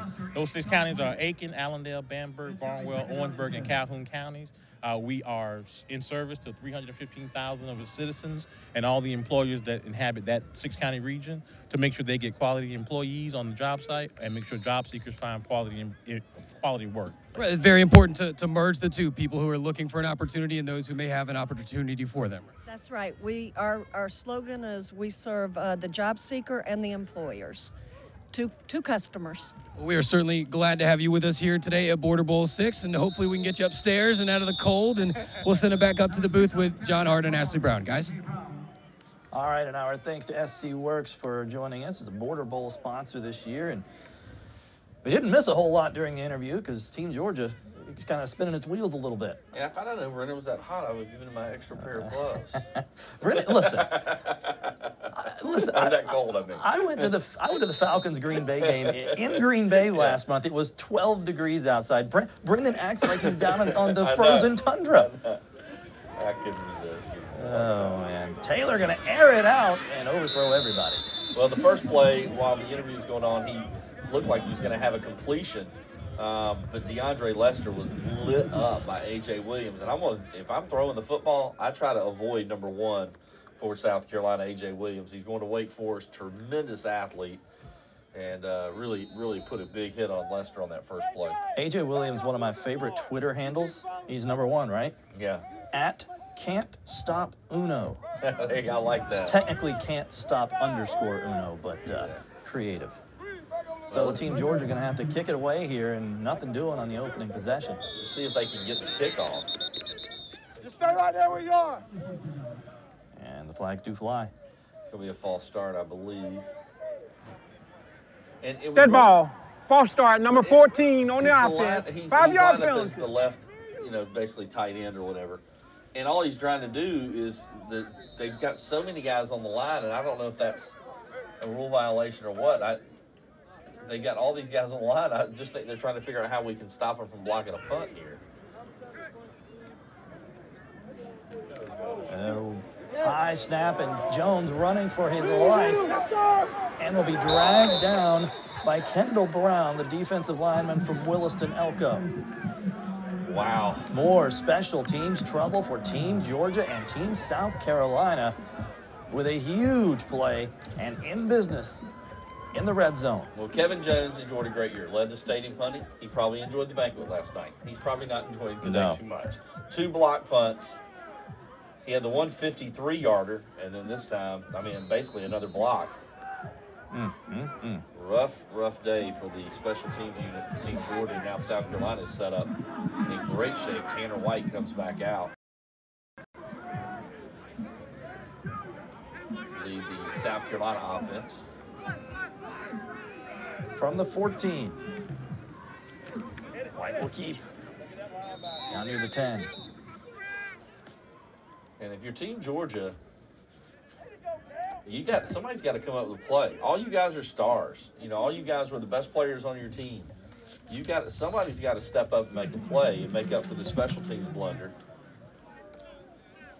They were showing Bryce Atchison there. Talk about workout warriors. He is a freak in terms of strength and works out really, really hard in the offseason. White keeps again, and this time thrown to the ground. And that was Jeremiah Williams from Grovetown, part of that Grovetown defense. There were 3 superstars on that defense. One of them's not even old enough to be in this game yet. Yeah. And Jeremiah is just, you had to double team him, or you just couldn't run your offense against him this year. And that allowed Simeon Bear and Kyle Bryant, the 2 defensive ends, to put up big numbers. But Jeremiah is certainly a key for that team. As impressive as anybody we saw this year during Game Night Live. 19 tackles for loss for Williams this year. White firing, had a man just a little bit behind him. And it'll be 4th down. I believe that was Frazier he was trying to catch. Number 12. So Austin McKay will come on and try to knock through his 2nd field goal of the game. He hit from 29 earlier, and this will be the same. This one going against the wind again. High snap. And no good. Yeah, pulled it a little to the left. And Georgia dodges a bullet with a horrific special teams play, but South Carolina unable to come away with points. And so here comes Team Georgia. Well, they've opened the door for you. They gave you a chance. Now you've got to come through. One thing you don't want to do is put yourself in a 4th down position again. Especially not on this end of the field. If you're going to do it, yeah, go to the other end.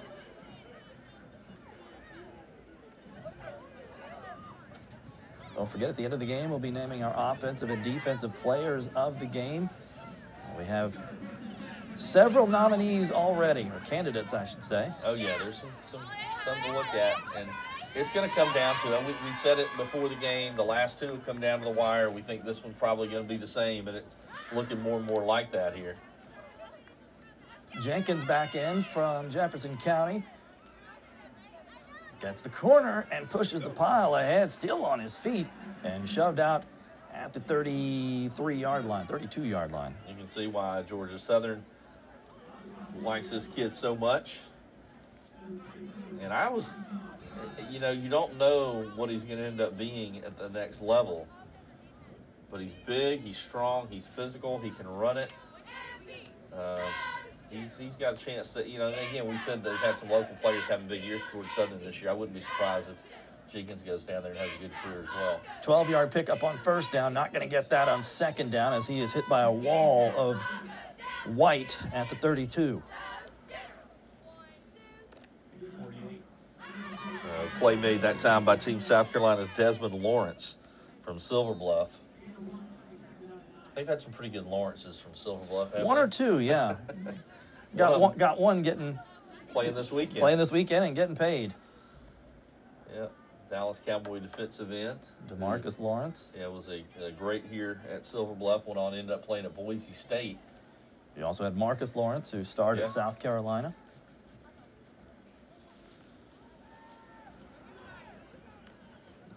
Jenkins throws, and well short of the first down marker at the 34-yard line. Yeah, John Parrish on the catch. So, going to bring up whoop, I got a flag down. From the spot of the 5. Things go from bad to worse for Georgia. Yeah, they've hurt themselves with some penalties. The first half was fairly clean. South Carolina only 2 penalties in the first half. Team Georgia had 4 for 30 yards.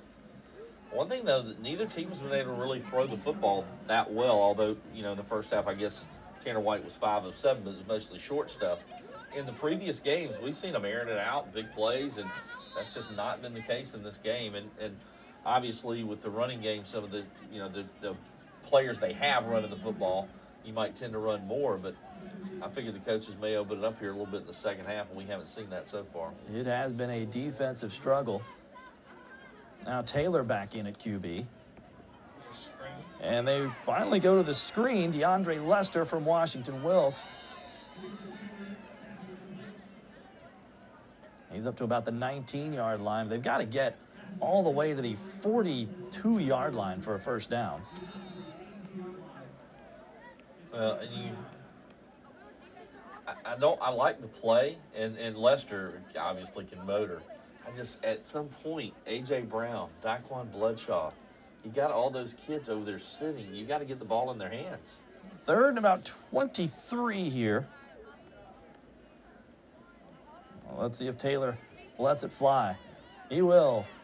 And that's going to bail Team Georgia out. Pass interference. Jamal Benjamin, the intended receiver, and they'll still have some work to do here. And it was number 32, Jalil Collins, I believe, or excuse me, Wilkins. Wilkins that hit him. He didn't like the call, but it was a pretty obvious call. Yeah. 15-yard penalty. Officials trying to get the number right. Pass interference on the defense. And it should be 15 yards, so it would be 3rd and 8, according to Nathan Edwards, our spotter and statistician all year long, and, of course, here in Border Bowl. 3rd and 8 from the 34-yard line. 3rd and 8, a little more manageable than 3rd and 23. Yeah. But yeah, now this brings a lot of other things into play. Well, the scramble from the quarterback, mainly. Yeah, I think you really have to contain him in the pocket. Taylor trying to get him to jump. They did, but they get back. This is Jenkins actually back in. Clock ticking.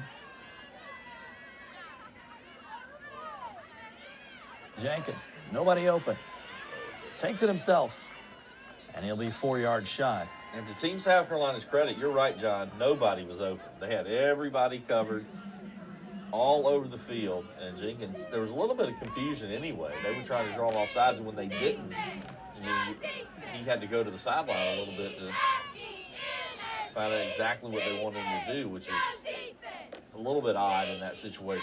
Well, here we go.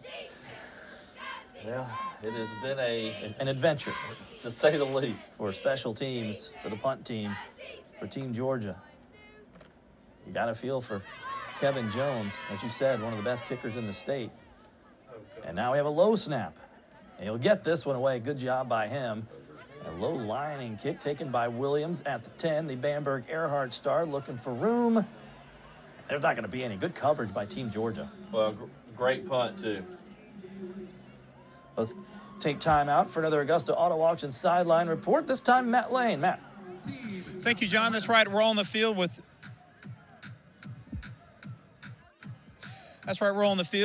Pat Johansson of Johansson Sporting Goods, located downtown in Augusta, Georgia. And Pat, once again, another terrific, kind of the first weekend of real cool weather here in Augusta, but another terrific all-star game. Yeah, it's great. Thank God it didn't rain, and we're going to hold it off. I hope so. And everything's good. It looks like we got a great crowd considering the weather and everything, and we're real excited about doing another Border Bowl. And I know you guys take a lot of pride in outfitting the players and only the finest gear. What went into your selection this year? I know you chose the Adidas jerseys to go for the Border Bowl. Yeah, we switched to Adidas because these kids, they want to wear Adidas. And I think more and more this game, we got more kids that are more excited about being on the teams and being chosen. And we try to get them the best gear we can get them, and it's worked out very well. And working with the Ronald McDonald House, I know they took this out of your personal collection, but talk about the striped socks, the most, really almost the famous part of it all. Well, that's Ronald McDonald's famous socks, and really the whole part of this game is to raise money for the Ronald McDonald House. And I think over the past few years, since we've started, I heard tonight that we had raised over $80,000 for the Ronald McDonald House, and that's what it's all about. Well, I know you've been at this for a while. You just mentioned to me 50 years serving the local area. What's your favorite part about providing the local high schools with the athletic gear each and every year? Well, we've been in it 50 years, and we're proud of that. And the best part of it is meeting with the coaches and dealing with them and the kids, and just being a part of the community of having people to buy from us locally. Once again, joined with Pat Johansson of Johansson Sporting Goods, again located in downtown Augusta. Want to thank Pat and his team for putting together another great apparel lineup. Back to you, John. And our thanks to Johansson Sporting Goods for being such a big part of the Border Bowl. And Matt, grab me a pair of those socks and bring them up if you don't mind. I think they're sweet. Some interesting goings on during that interview, though. Team South Carolina wanted a pass interference call on Ty Frazier against Cam Brenson. It turned out it was a sideline interference call against Team South Carolina, so that backed them way up on second down when Brown got a yard or two, and now they're on third down, not much more doing. So that was kind of an interesting turn of events for Team South Carolina. And then Coleman Fleming made a stop on the previous play, and just then Kellen Weathers, who's played really good in this game, his fifth tackle from his defensive line spot, the ARC standout, makes a play, and now South Carolina, again, both times Wallace has had the ball, not all his doing, but they've been backed up into their own end zone. Yeah, Corey Wallace from Aiken at quarterback on third down and in all kinds of trouble trying to get rid of it. How about that? He does to Jamal Washington from Silver Bluff. And Jamal Washington up to the 23-yard line. He's got almost 50 yards receiving. Yeah, he's got almost. He's going to be just shy. He was close to it. There you see the replay of the previous play when Keshawn Brown was stopped. Wallace, the quarterback we mentioned earlier, he's threw for over 2,200 yards and 24 touchdowns this year. The Aiken team that struggled, but they didn't struggle offensively. They just couldn't stop anybody. Well, Dwayne Garrick might gamble from every now and then, and they're about a yard, maybe less than that shy. And I think he thought about it for a half second, but on your own 23-yard line, they're going to play field position. Well, especially the way the game has played out. It's been such a hard-fought game, and it probably will come down the wire. You don't want to make that mistake that opens the door. They did that in the first half with the safety. A.J. Brown standing at his own 40 for Harlem, but that's going to change. So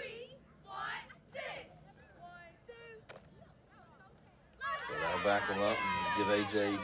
even better a spot where he's going to catch the ball. A.J. Brown, watch him now, because in addition to his ability running the football, he is an excellent return man. So now Brown will be standing at midfield. Georgia's going to get great field position out of this, and we're going to take it down to a chilly Brendan Robertson and another guy. Guys, real quick, you notice that's Jabari Frazier, the wide receiver, punting, not Austin McKay, the Aiken High punter. He's over on the sidelines with his helmet off. He is kicking the extra points, but he's not punting. So now we see Frazier, the wide receiver, much better than his first punt. Back to you. And good stuff from Brendan. Brown from his 40 and nothing else. Yeah, he slipped a little bit, and that stopped him from getting past Kari Collier, and another player going to Georgia Southern next year. Kari Collier, who this year led the state. He led the CSRA in tackles, just barely edged out Bryce Atchison. He was also one of the leading tacklers in the state of South Carolina. And you've talked about Daquan Bloodsaw from Washington County. He almost got his hand on that punt. Yeah, you're right. I thought he did. I thought based on where he was running, I thought he was going to block it.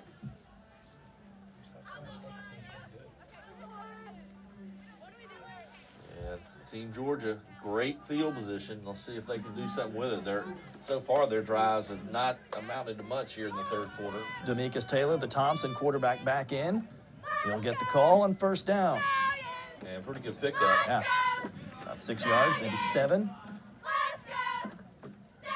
Taylor, if you look at his numbers this year, he threw for 1,400, or excuse me, ran for 1,400, threw for 1,100. That sounds great.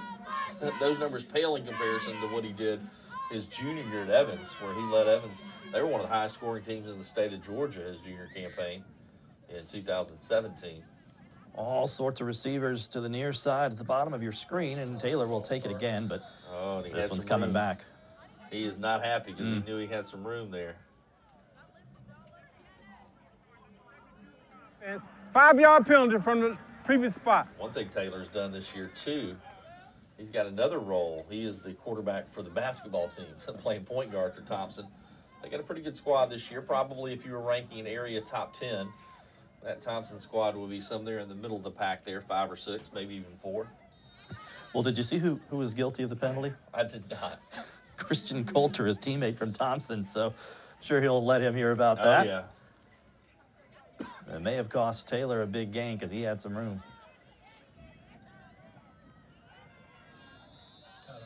And now Team Georgia is going to have to take a timeout. 3:41 left to play in the third quarter here at Border Bowl 6. Team South Carolina clinging to that 17-10 lead.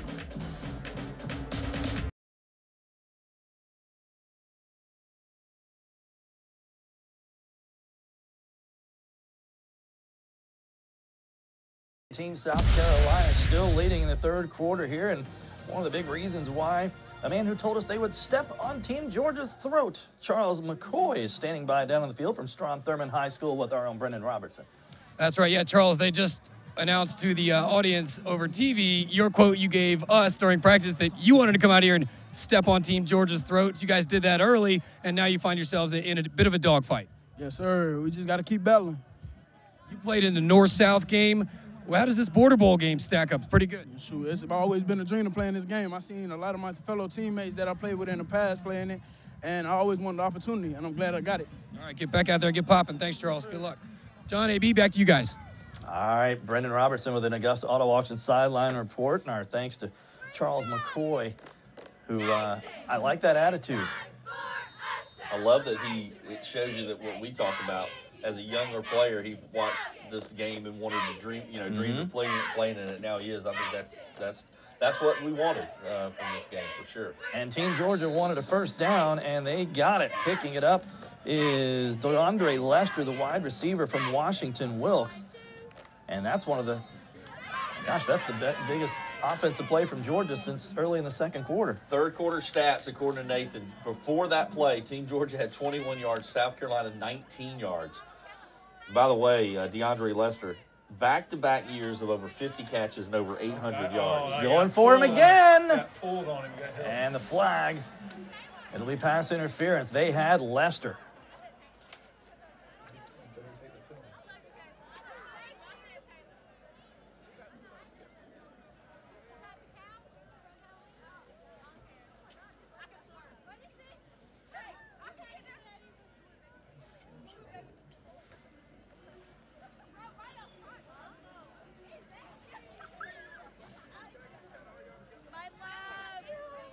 Official trying to get the numbers right to figure out who the penalty is on. We got defensive holding. Number 18 on the defense. Yeah, that's Reggie Roberts from Barnwell. Well, in that spot, though, it might have been a good hold. If you don't hold him, it's a touchdown, or probably. And this might have been a smart move. Roberts, one of the better defensive backs in our area. Obviously, if he's in this game, 31 tackles this year and 3 interceptions to go along with it. Playing on that very good Barnwell team, of course, who went all the way to the state finals. So another fresh set of downs for Team Georgia. Taylor, no, that's Bloodshaw, direct snap. Daquan Bloodsaw, yeah, on a direct snap, and it didn't go anywhere. The play made by big number 48, J.B. Holmes from Silver Bluff. Yeah, Bloodsaw, the athlete, I said somehow get in the ball, and Todd Booker thinking the same thing here as they direct snap it to him. But, boy, good block by Preston Daniels, his teammate. He was fighting with Arnold, who's been the player of the game so far. No gain, ball still at the 34-yard line.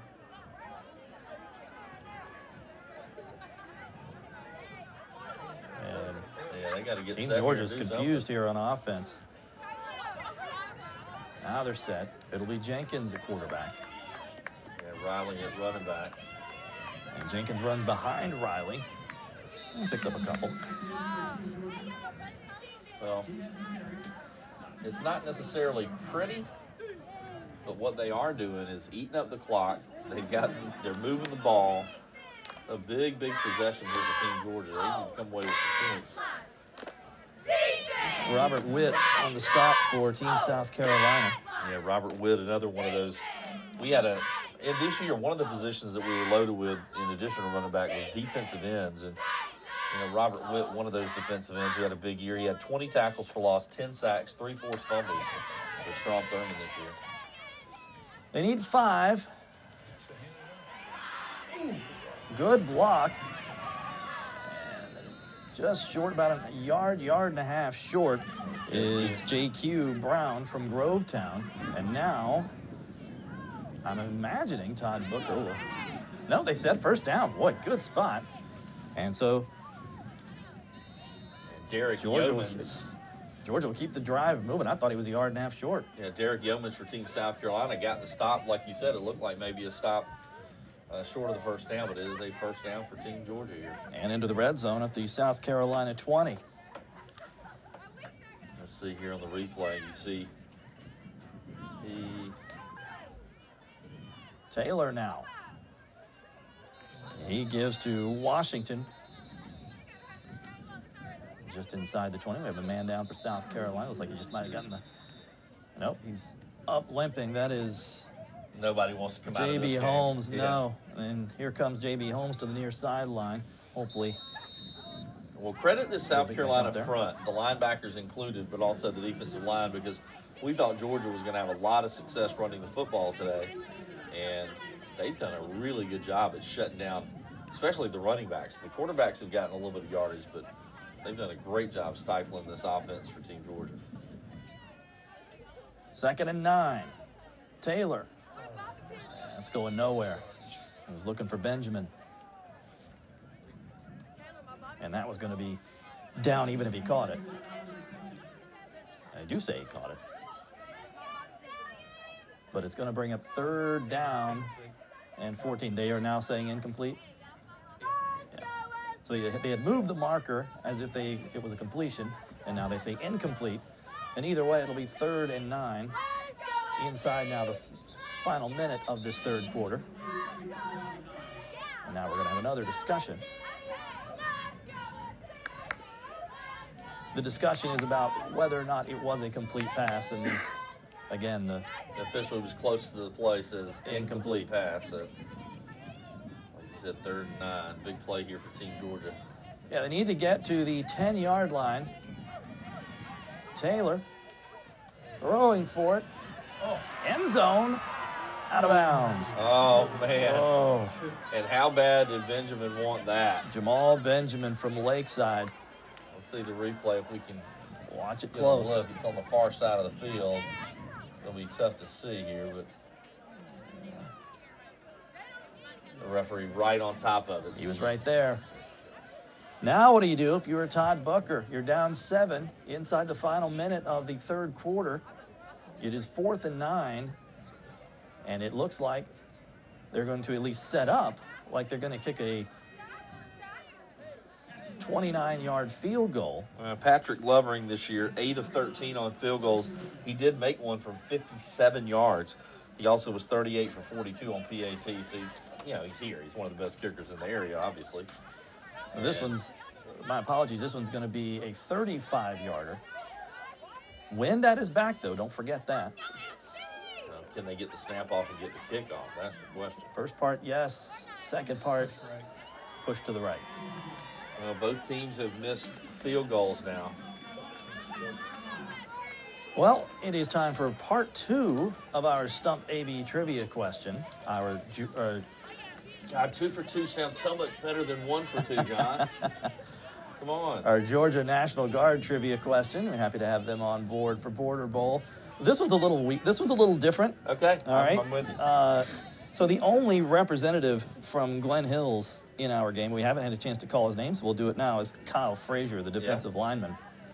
Kyle Frazier says he's already decided what he's going to major in college. Kyle Frazier, after the play, is white and Team South Carolina.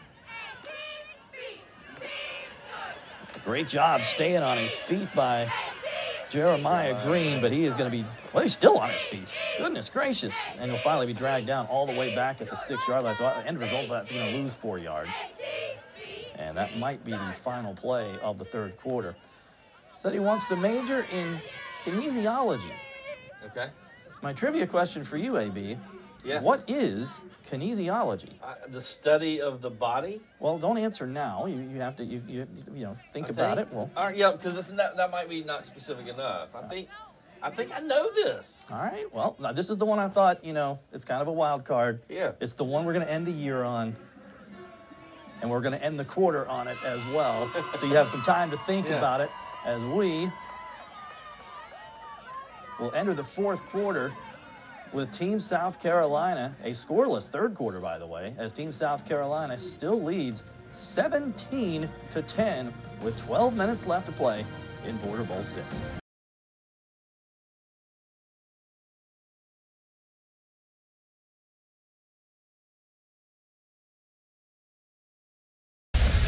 Final 12 minutes from Laney Memorial Border Bowl 6. Team South Carolina with a 7-point lead, but facing 2nd and 20 from its own 9-yard line to start this final quarter of play.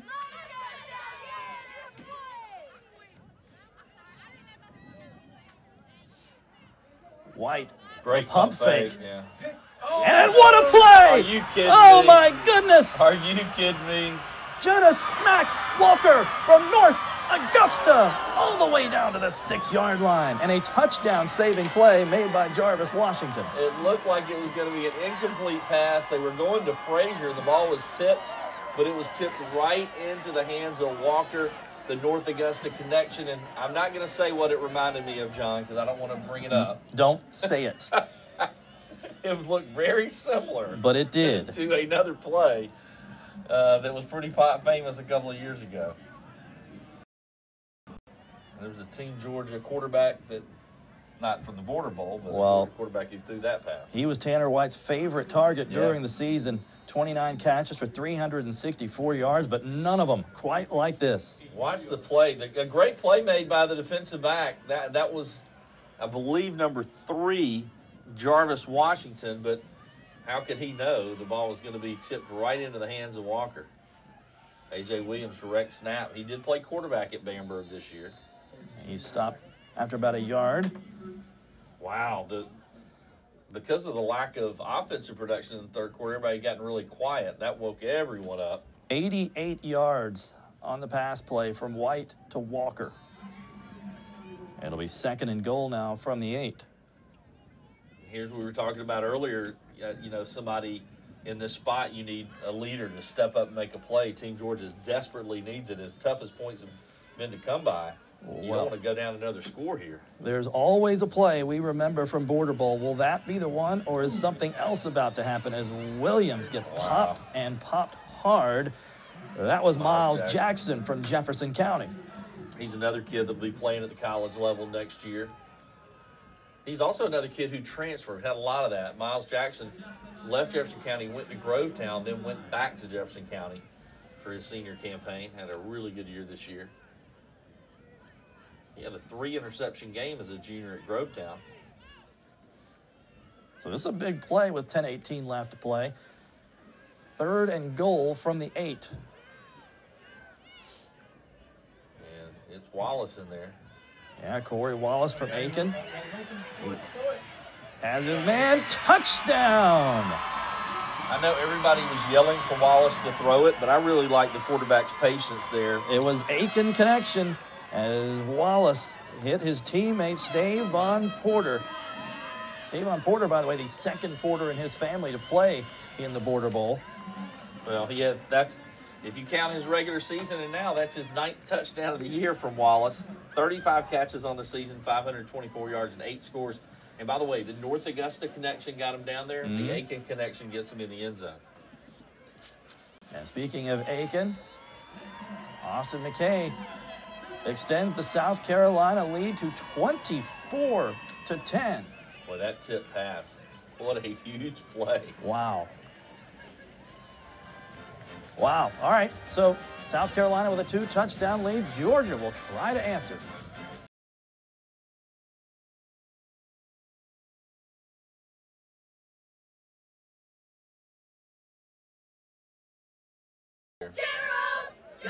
Team South Carolina trying for its 3rd straight win in this series. The previous 2 by 1 score. And they came down to basically the final play or 2 of the game, and this one may not unless Team Georgia can get something going offensively here. They'll turn to Demekus Taylor from Thompson. Taylor will turn and get out of the pressure. He's got a man. It is DeAndre Lester from Washington Wilkes. Huge gain to the South Carolina 25. Well, if he had been able to get that pass out before he had to roll so far, that might have been a touchdown. Lester was wide open.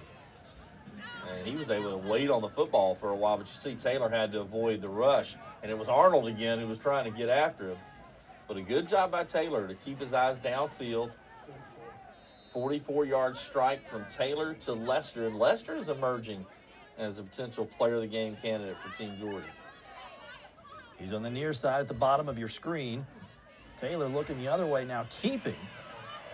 Here's where he's That's going to be a big first down and more inside the 10-yard line out at the 6. A 19-yard run there for Taylor. So first he gets the 44-yard pass play, now a 19-yard run, and just like that, Team Georgia is inside the 10. Yeah, first and goal at the South Carolina 6-yard line. Demekus Taylor has lit a fire under this Georgia offense. That's the one thing I would say he has over Jenkins. I think Jenkins is very strong and physical and imposing, but that quick strike, big play dynamic, I think Taylor has an advantage there. He was looking for Brown out of Harlem, incomplete. Harlem, the running back, he has a couple of offers. Reinhardt, who they were the NAIA national champions in 2017. I think A.J. Brown is a kid that was going to get to college, and a lot of people are going to go, oh, why didn't we? Yeah, I agree. They look at that size, and if the NFL draft combine was so looked at 20 years ago like it is today, or maybe 25 years ago, well, here's we can wait to pass. Emmitt Smith and Jerry Rice would not have been what they are. Emmitt Smith running about a 4.65, 4.7, and Jerry Rice about the same, and you wouldn't have taken him in the first round. We looking at 2-down territory here? I think you definitely are, without a doubt. Especially 9:14 left. This is such a golden opportunity. You can't come away here with less than a touchdown, in my opinion. He went for Lester again on 2nd down. One thing I do like on after the pass play on the run by Taylor, one of the guys blocking downfield for him was Lester at the end of that play. That's good to see. Big 3rd down. Taylor flushed, throwing. Touchdown. Brown, touchdown. Good for A.J. Happy for him. He's got a family in that crowd that is going bonkers, I'm sure, right now. They love him and they support him. And you talked about this again earlier in the game when Taylor is on the run. Yeah. That's when he's at his best. And because as a defender, you've got to worry about the run so much, you can't stay with the receiver.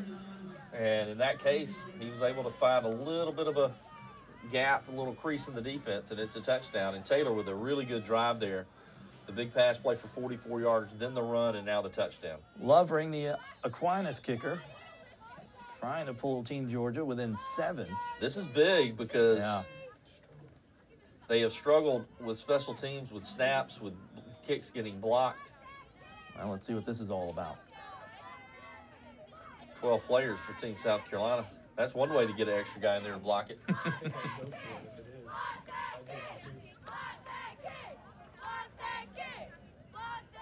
on the defense, 12 men on the field. Nathan saying So now, yeah, will that change Todd Booker's thinking?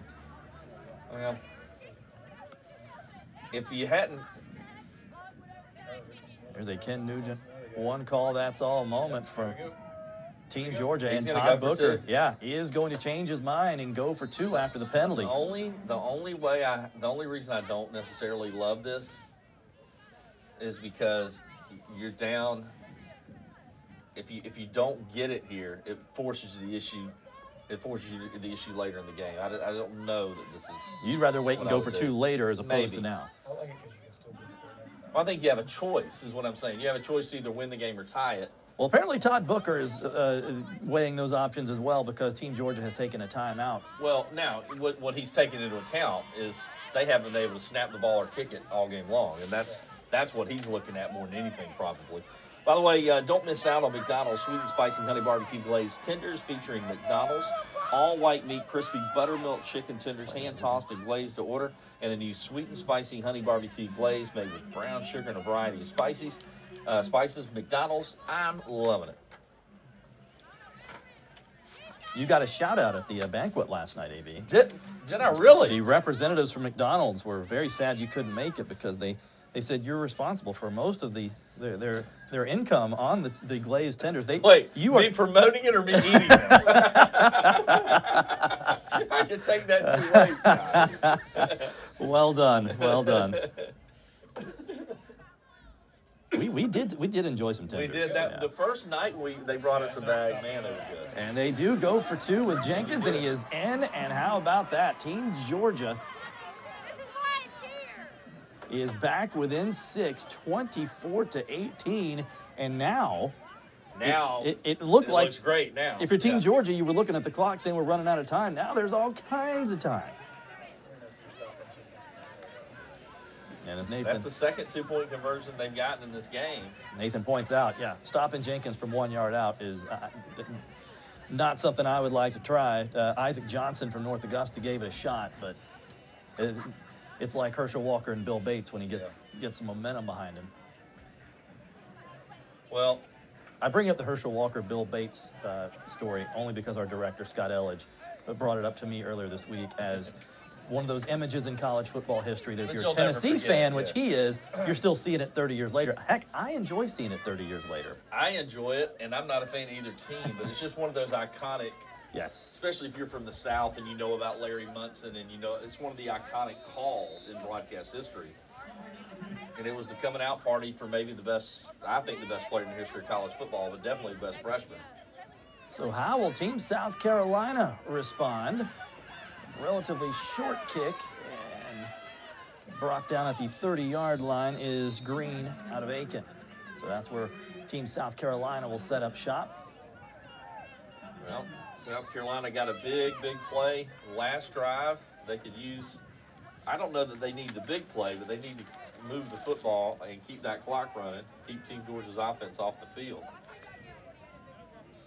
Well, if you're watching at home and you've heard your friend or your relative's name called during this game, you want to see it again, don't forget, we'll show this game in its entirety, the encore presentation a week from tomorrow at 1 o'clock.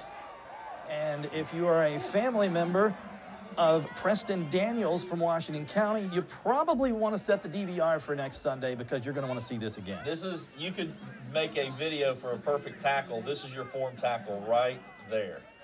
You get those legs, you wrap him up low, drive him back, and that's what you see. If you pull up his highlights off the internet, that's what you see time and time again from Daniels. Ooh, Right through the hands of Ryan Dobbs from North Augusta. Well, it was a mismatch because you had Dobbs on the linebacker, Coleman Fleming from Greenbrier. That's a mismatch.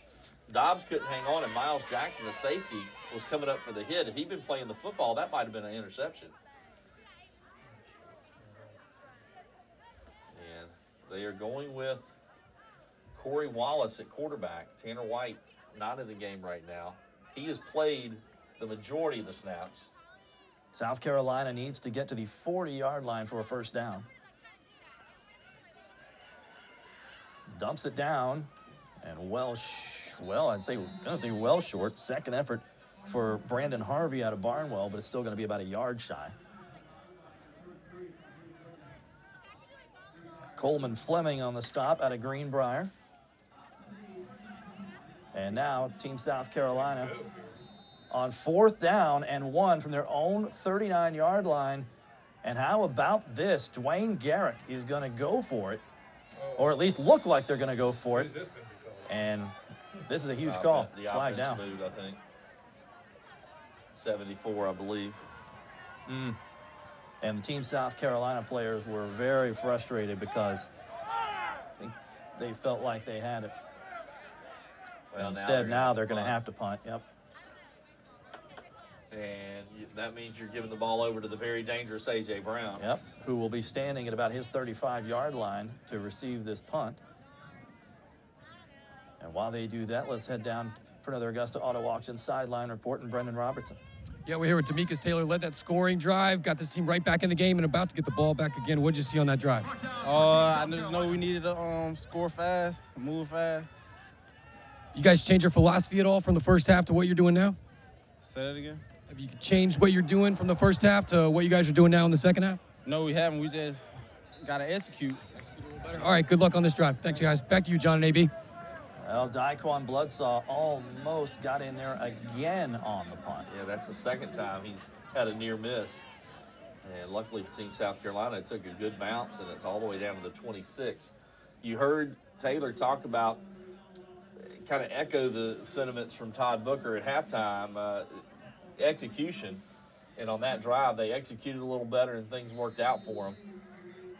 And they're going to try to do it here. And now down 6 because they did get the 2-point conversion. They're in a position to just kick the extra point and get the lead if they can score. Also, think about where we will be if they don't get it. Last year, late in the fourth, it was 25-25. We could be at 24-24. Wow. This game never disappoints. No. He's got so many good players on both sides of the ball. Taylor to Brown.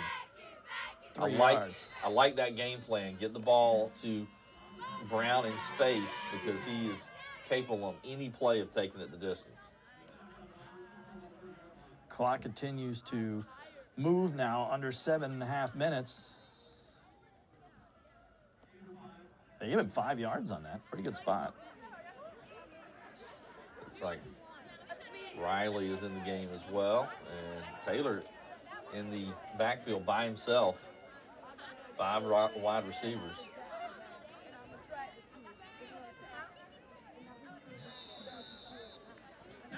He was looking for Bashawn Morris, the wide receiver from Grovetown. That'll bring up 3rd and 5. Yeah, Bashawn Morris, we haven't been able to call his name a lot because they just haven't been able to get a completion to him. 29 catches, 519 yards. He's got a couple of offers. Arkansas Baptist among the offers for Bashawn Morris. And he is, some of the bigger schools are even looking just because they like his body size and you know, the potential he has. Taylor had an opening. It closed quickly. Now in trouble. How did he stay on his feet that long? Got back to the original line. Yeah. He ran 15 yards to pick up 1. You bet. Let's see how many white jerseys got a hand on him before he finally goes down. There's 1. And he spun him around. There's 2, 3, 4. The fifth guy finally got him. Wow. Well, unfortunately for Team Georgia, it wasn't enough. So on 4th down and 4, they'll have to punt it away again, and time now becoming a bit of a factor for Team Georgia. 6 minutes and change left. Another low snap. Good job by Jones to get rid of it. And now Team South Carolina is going to have great field position. Still on his feet is Jeremiah Green, the senior star from Aiken, and Team South Carolina at the Georgia 25-yard line. Well, Kevin Jones is put in a tough spot. Between the bad snaps and the blocks, you're scared to death. You're trying to get that football off, and it's hard to, you know, put your best foot forward, pardon the pun. And in that case, a really short kick, a line drive kick, you're allowing a speed guy to get it on the run, and Green makes him pay, and South Carolina's in great position here. From the Georgia 26, Tanner White back in at QB. And that's Benjamin. Not a whole lot, but that's Keyshawn Brown, actually. Yeah, Keyshawn Brown. But South Carolina at this point, as long as the clock keeps moving, it's a win. Damian Williams made that tackle, and, man, give him credit. If you tackle Keyshawn Brown by yourself in the open field when he's got a head start, I mean, look at that side. He's, again, 6'2", 205, 210, big kid. Pickup of 4 on the play. Tanner White. Such a great year for that young man. Oh, he just got rid of it. And look at this. A little trickeration from Dwayne Garrick is not going to go anywhere. I actually think that Stavon Porter was originally supposed to throw that football, but the defense for Georgia closed in so quickly he didn't get a chance to. Well, and he kept trying to get to the outside, but Team Georgia, Jeremiah Williams did a great job of just stuffing that. But watch, you kept having red jerseys coming into pursuit.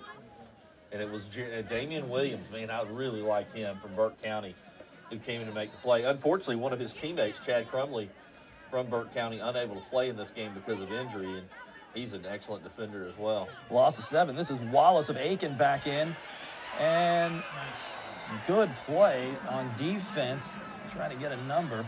That is number 14 for Team Georgia, Tyler Mullins out of Grovetown.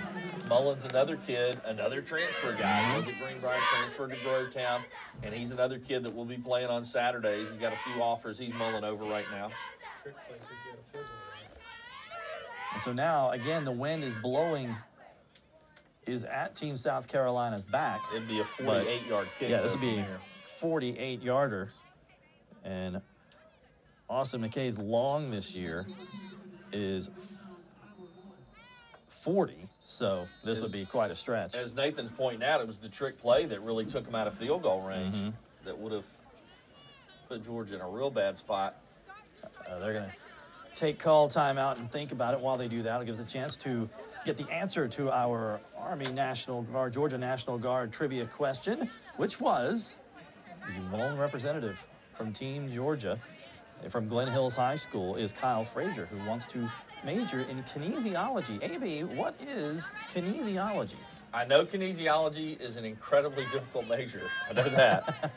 I know that it has to do with, I don't know if it's the study of the body and body movements, body parts, maybe even to do with exercise, but I guess the study of the body. It's got to be that. Body movement, exercise, science. More specific than study of body. I'm going to go the study of the movement of the body. Wow. Wow. 2 for 2 today. Yes! Yes. Holy crap. I'd like to thank my... No. We've seen some impressive plays today. That might be the most impressive one. One of my very good friends majored in that. He's never told me what it was, but I know what he does for a living, so... And they are going to reach for this long field goal from 47 yards out. With the wind at his back, they decided to give it a shot, but it comes up short. And so now, with 4 minutes and 37 seconds left, Team Georgia in good shape. I know you need a moment. Hey, I'm basking. I'm basking in the glove. Look, who cares? I'm sitting here going, if I'm taking away from this kid who's about to kick a 48-yarder. He misses it, though. Now Team Georgia, gets the ball back, down just 6 points. And here we go, one more time, another frantic finish at the Border Bowl. And they're going with Taylor again. They feel more comfortable with him throwing the football, apparently. He's the hot hand. Is that a pick? Boy, that's incomplete. Oh, Benjamin, that's the second time Benjamin felt like he made a catch that they didn't give it to him. The other one was for the touchdown, remember, he was out of bounds. Let's see if we can see it on the replay. Taylor, this is not, by the way, Taylor's comfort zone. He's more of a runner, can throw it. I actually thought it was picked by DeLille Wilkins more so than a completion, but either way, neither nor. The good thing is, again, the official was right in position to make that call, right on top of it. Second down. Oh, and a heavy hit laid on the receiver, Jamal Benjamin. I want to see who got that hit. Number 4 got the hit. And that is John Green Jr. from Silver Bluff. Remember when we did Silver Bluff's game earlier this year, John Green was amazing in that game. Played so good, had an interception. I think he had a pick 6. I know he had an interception. And he actually got tangled up more than anything on the replay, but still, good play by Mean John Green. He and his high school teammate Jamal Washington both making plays in this one for Team South Carolina. Third down, Team Georgia needs to get to the 30. Taylor in trouble. Flag down. So more than likely, whatever happens here is going to come back. He made it to the 32. That would have been a first down. But I know who's happy that he ran out of bounds here is Michael Thomas, the basketball coach at Thomas. You bet. Saying, wait, he's my point guard. Don't get him hurt. So many basketball coaches across the area watching this game. Holding. Holding Number their 55. Some baseball probably too. Yeah, baseball's just around the corner. Jared Davis from Jefferson County with the hold. Yeah, a lot of these kids. That's one thing that we're starting to go. Things go in phases. It used to be when you played sports, you played football, basketball, you played everything. And then it went to specialization, and you're seeing more and more kids going back to not playing a sport year-round, but playing multiple sports. A lot of these guys do. Number 55 on the offense. 10-yard penalty. Boy, that is a costly penalty because that is going to back Team Georgia all the way up to its 5. That's on Big Jared Davis from Jefferson County.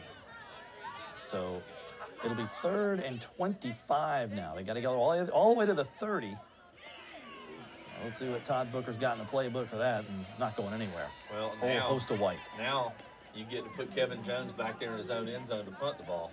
Against the wind. And against Julian Arnold, more important. Well, yeah. Talk about two forces of nature. Yeah. So Team South Carolina Gotta will drop this. A.J. Williams back. He'll stand at his 45-yard line. You got to get this punt off, first of all. And you can't have one like you had last time, the low liner that allowed Green to catch it on the run. You got Green back deep along with Williams. It looks like they're going to let him punt the thing. Yeah, no rush at all this time. They'll take the field position. It will be Green at the 35. And inside the 25, and Team South Carolina. Now, we've seen Team South Carolina do this before and have the ball at the 25, and then they back themselves up and miss the field goal. So if you're Team Georgia, that's what you got to hope for. But time's starting to run out, 3:13 left. And again, I just one timeout. I feel for Kevin Jones, man. We saw what he could do earlier when he had a 53-yarder, but after all that's happened, you know, another low line kick that allowed for a decent return. And Team Georgia has dodged a few bullets here in the second half thanks to good defensive play and some miscues by the offense from South Carolina. They need to dodge another one here. A.J. Williams, correct snap. The Bamberg Earhart quarterback hit hard at the 21-yard line. He is going to Wake Forest next year to play, and big stick laid on him by Preston Daniels out of Washington County. Williams also had over a dozen offers, including Minnesota, but he will play in the ACC next year. And the clock continues to move. Team South Carolina obviously in no hurry here. Team Georgia with just one timeout left. This will go to Brown, and he's knocked out at the 24. That's Bamberg Earhart teammates in the backfield now. Keyshawn Brown and A.J. Williams. Can you imagine having to deal with those guys at that level of football? That's a small school.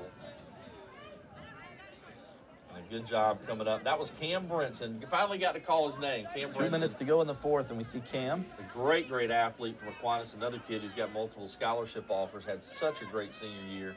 He comes up and makes a fine play there. And if you're going to tackle Brown, that's what you got to do because he is a big, strong kid. So 3rd and 8, and that'll stop the clock with 1:51 to play in the game. Well, do you kick a field goal? It's 4th and 8 now? It's 4th and 5 now. 4th and 5. It's about a 38-yard field goal. A little bit less, about between 37 and a 38-yarder. Wind at your back, and it will be Austin McKay from Aiken to essentially try to ice it. This could seal it, yeah. This could seal it pretty much, barring a miracle. Big kick from McKay. He's already made one. Made a 39-yarder, and then missed from 29. This to seal it for Carolina. Plenty of leg. Austin McKay gives South Carolina. Could a kicker, could a player of the game? It's possible. It's happened before. 27-16. Yeah, not in Border Bowl, but we have had a kicker win on Game Night Live. Or to 18, I should say. So it's a 2-possession game now, and Team Georgia would need to score quick, get an onside kick, and score quick again. But stranger things have happened.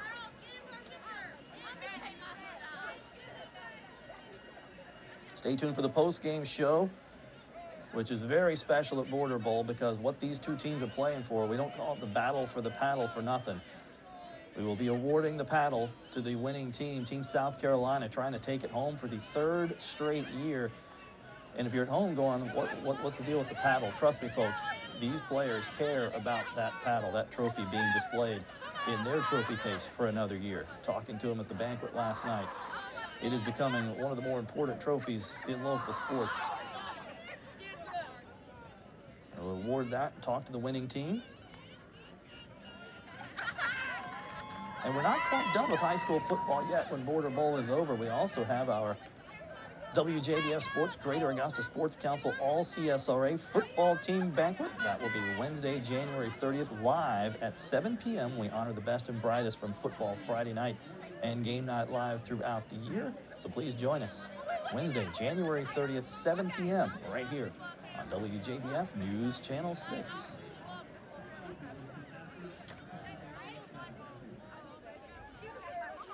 Also coming up at the end of the game, our McDonald's offensive and defensive players of the game. And then I can tell you there's some spirited debate in the booth behind me going on about who that should be right now. We have so many candidates and one fairly unique candidate. And we'll see how that shakes out in the post-game show. But still business to tend to here with 103 seconds left. Team Georgia needs points in a hurry. And they'll start from the 26-yard line.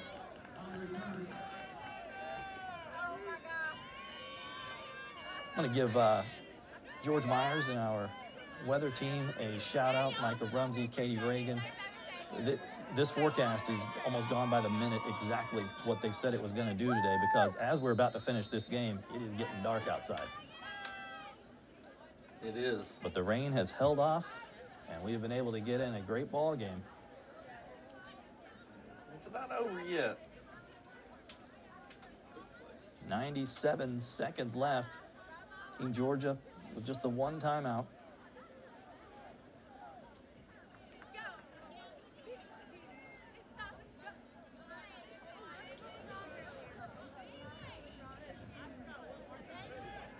Taylor throwing, completing, out of bounds. That's John Parrish out of Aquinas. Clock stops with 89 seconds left. He's had him a decent little game, yeah. John Parrish. He didn't put up gaudy numbers this year, but steady player for a very good team. Aquinas had a great year again this year. Have we come to a conclusion on the, assuming if so. a miracle doesn't happen? Yeah, I think so. I think we're good to go. Taylor running again. Again, trying to get to the sideline, up to the 42-yard line. Clock stops, 84 seconds left, and that'll be a first down for Team Georgia.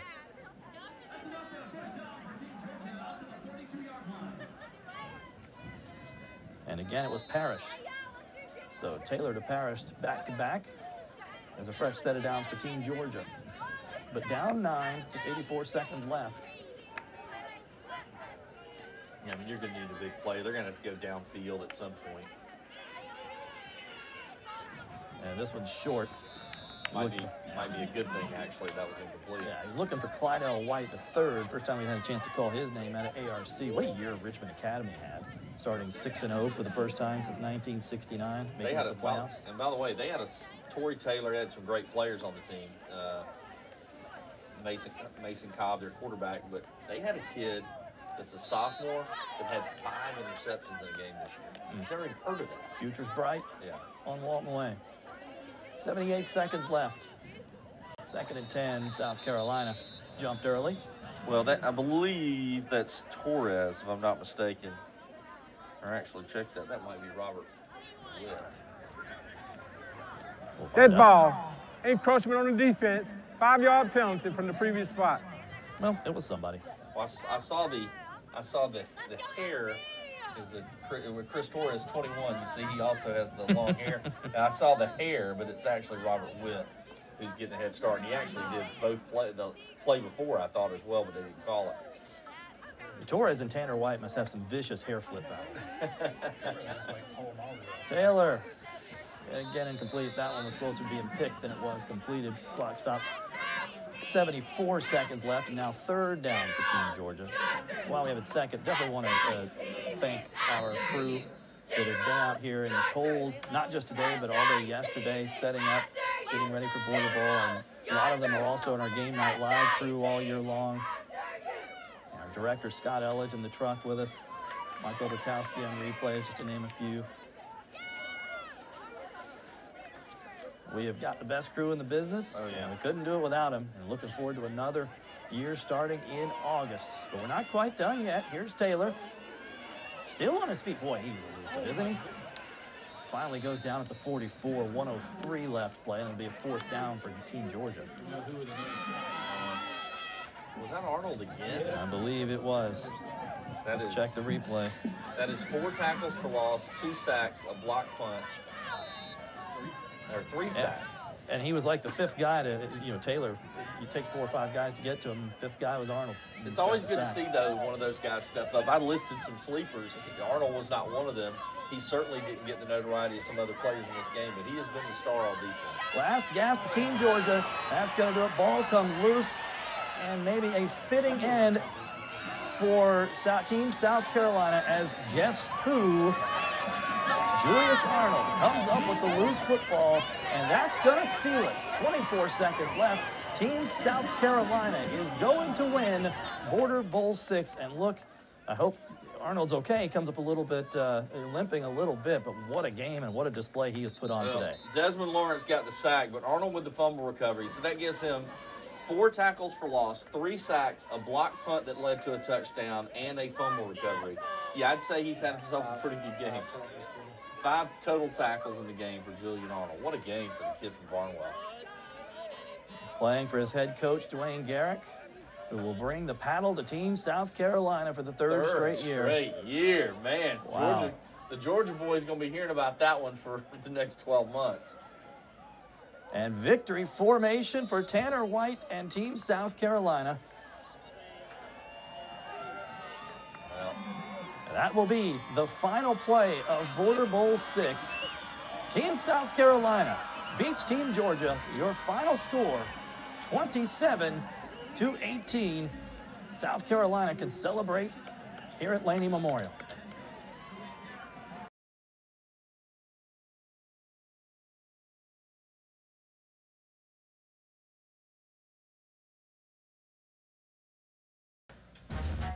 (27-18). Team South Carolina has beaten Team Georgia in Border Bowl 6. 3 straight victories in this series for Team South Carolina. AB. Well, there was hitting going on throughout the game. Keyshawn Brown on the first drive ran over somebody, and we saw, pads. You could hear the crunches up here, but the hit of the game belongs to a guy. It's funny, I mentioned before the game, I'd watched him on some of the huddle videos online all week, and that's Preston Daniels from Washington County, and I'd watched him all week just leveling people with great blocks and great hits. And here is the hit of the game as he made the tackle late in the game right there. Just perfect form tackle by Preston Daniels, the young man who's headed to play at Kennesaw State, and they are getting a steal. He had offers from bigger schools, but chose to go play in Marietta at Kennesaw State. They're getting a good one in Preston Daniels. Well, you mentioned at the beginning of the game, he was one of your sleepers and came to fruition. Big game for him. Big game for Team South Carolina, though, as they come away with the victory. And it's time now to award our McDonald's offensive and defensive players of the game. And for that, we go back down to the field and Brendan Robertson. This one is for the brand. We're going to award our McDonald's offensive and defensive players of the game. We certainly want to thank our friends from McDonald's for being a partner with us to make Border Bowl happen for these players. And special teams, the words of the day. I'm joined by Barnwell's Julius Arnold. We'll start with you first. 2 block punts, and one of them you recovered in the end zone. Tell us about your day today. It's perfect. I know I got to play against a great group of guys and play with a great group of guys. So the experience is great. I love it. and you went to a state championship game with the Barnwell Warhorses, and then your head coach, Dwayne Carrick. You're going to get that paddle here in a couple minutes. How's that going to feel? It feels wonderful. You know, knowing that we slipped up a little bit at the state championship game and get to redeem ourselves here at the Border Bowl, it's wonderful. It's a great experience. I loved it. That's right, 3 in a row. Julius Arnold, you are McDonald's Defensive Player of the Game. Congratulations. Yes, sir. Thank you so much. There you go. All right. We're only halfway done. The other for the brand part of this is Austin McKay, who pulled a groin earlier today and wasn't able to punt, but was out there and had 2 crucial field goals for the South Carolina team. I was harassing you because I could tell something wasn't right, but every time Dwayne Garrick looked over at you, you gave him the signal that you wanted to take those kicks on 4th down. Yeah, I mean, it's a big thing, you know, guys having faith in you. I asked for the longer field goal, the 47-yarder, and Coach Garrett was kind of questionable, but he gave faith, you know. He let me take it. Sadly, I chipped it, but then they came back and they gave it right back to me. They put the game was on the line, and they wanted another big kick. And so they called my number, and I showed up. So that's got to have a short memory like a quarterback, right? You can't worry about the one you missed. You made the one that made the difference and put this game away. Definitely. Just guys trusted me, and I trusted them, and the game was on the line, so we just had to put some more points on the board. All right, you get to go show all those wide receivers and running backs that the kicker, Austin McKay from Aiken High School, is our McDonald's Offensive Player of the Game. Congratulations. Well done. John, AB, back up to you guys. All right, Brendan, our thanks to McDonald's for being such a big part of what we've done all year with Game Night Live and here at Border Bowl. I thought that was interesting. It sounds like he talked Coach Garrick into letting him try that 47-yarder. Yeah, that is funny. I can see that, though. It's just like, we saw him, Tanner White talking him into going forward on 4th. But just to give Julius Arnold his just due, an amazing game. 5 tackles, 4 tackles for loss, 3 sacks, a block punt that led to a touchdown, and a fumble recovery. An incredible game. He was the player of the game. And then Austin McKay, not only did he have the early 39-yarder, he came back with a 37-yarder that clinched the game pretty much for Team South Carolina. So pretty easy picks there in the end. Only thing left to do is award Team South Carolina the paddle. We will do that right after this as the post-game show continues from Border Bowl 6.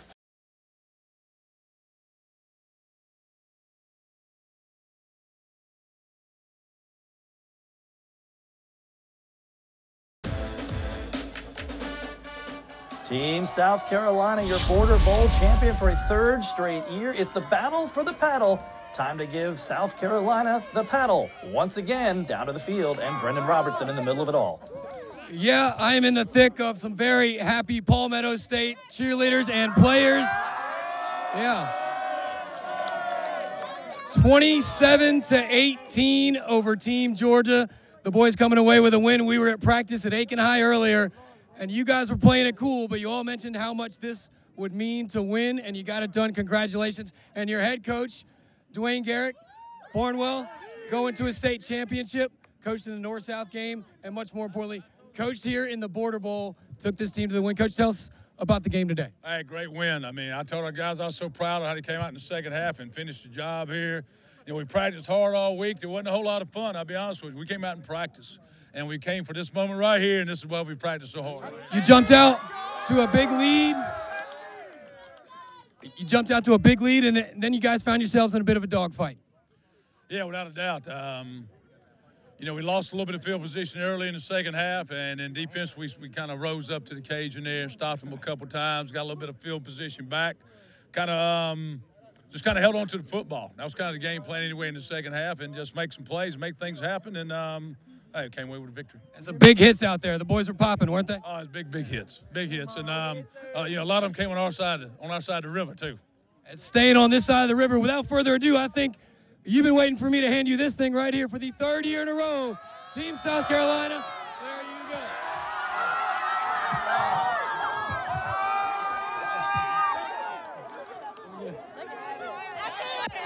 John, AB, back to you guys.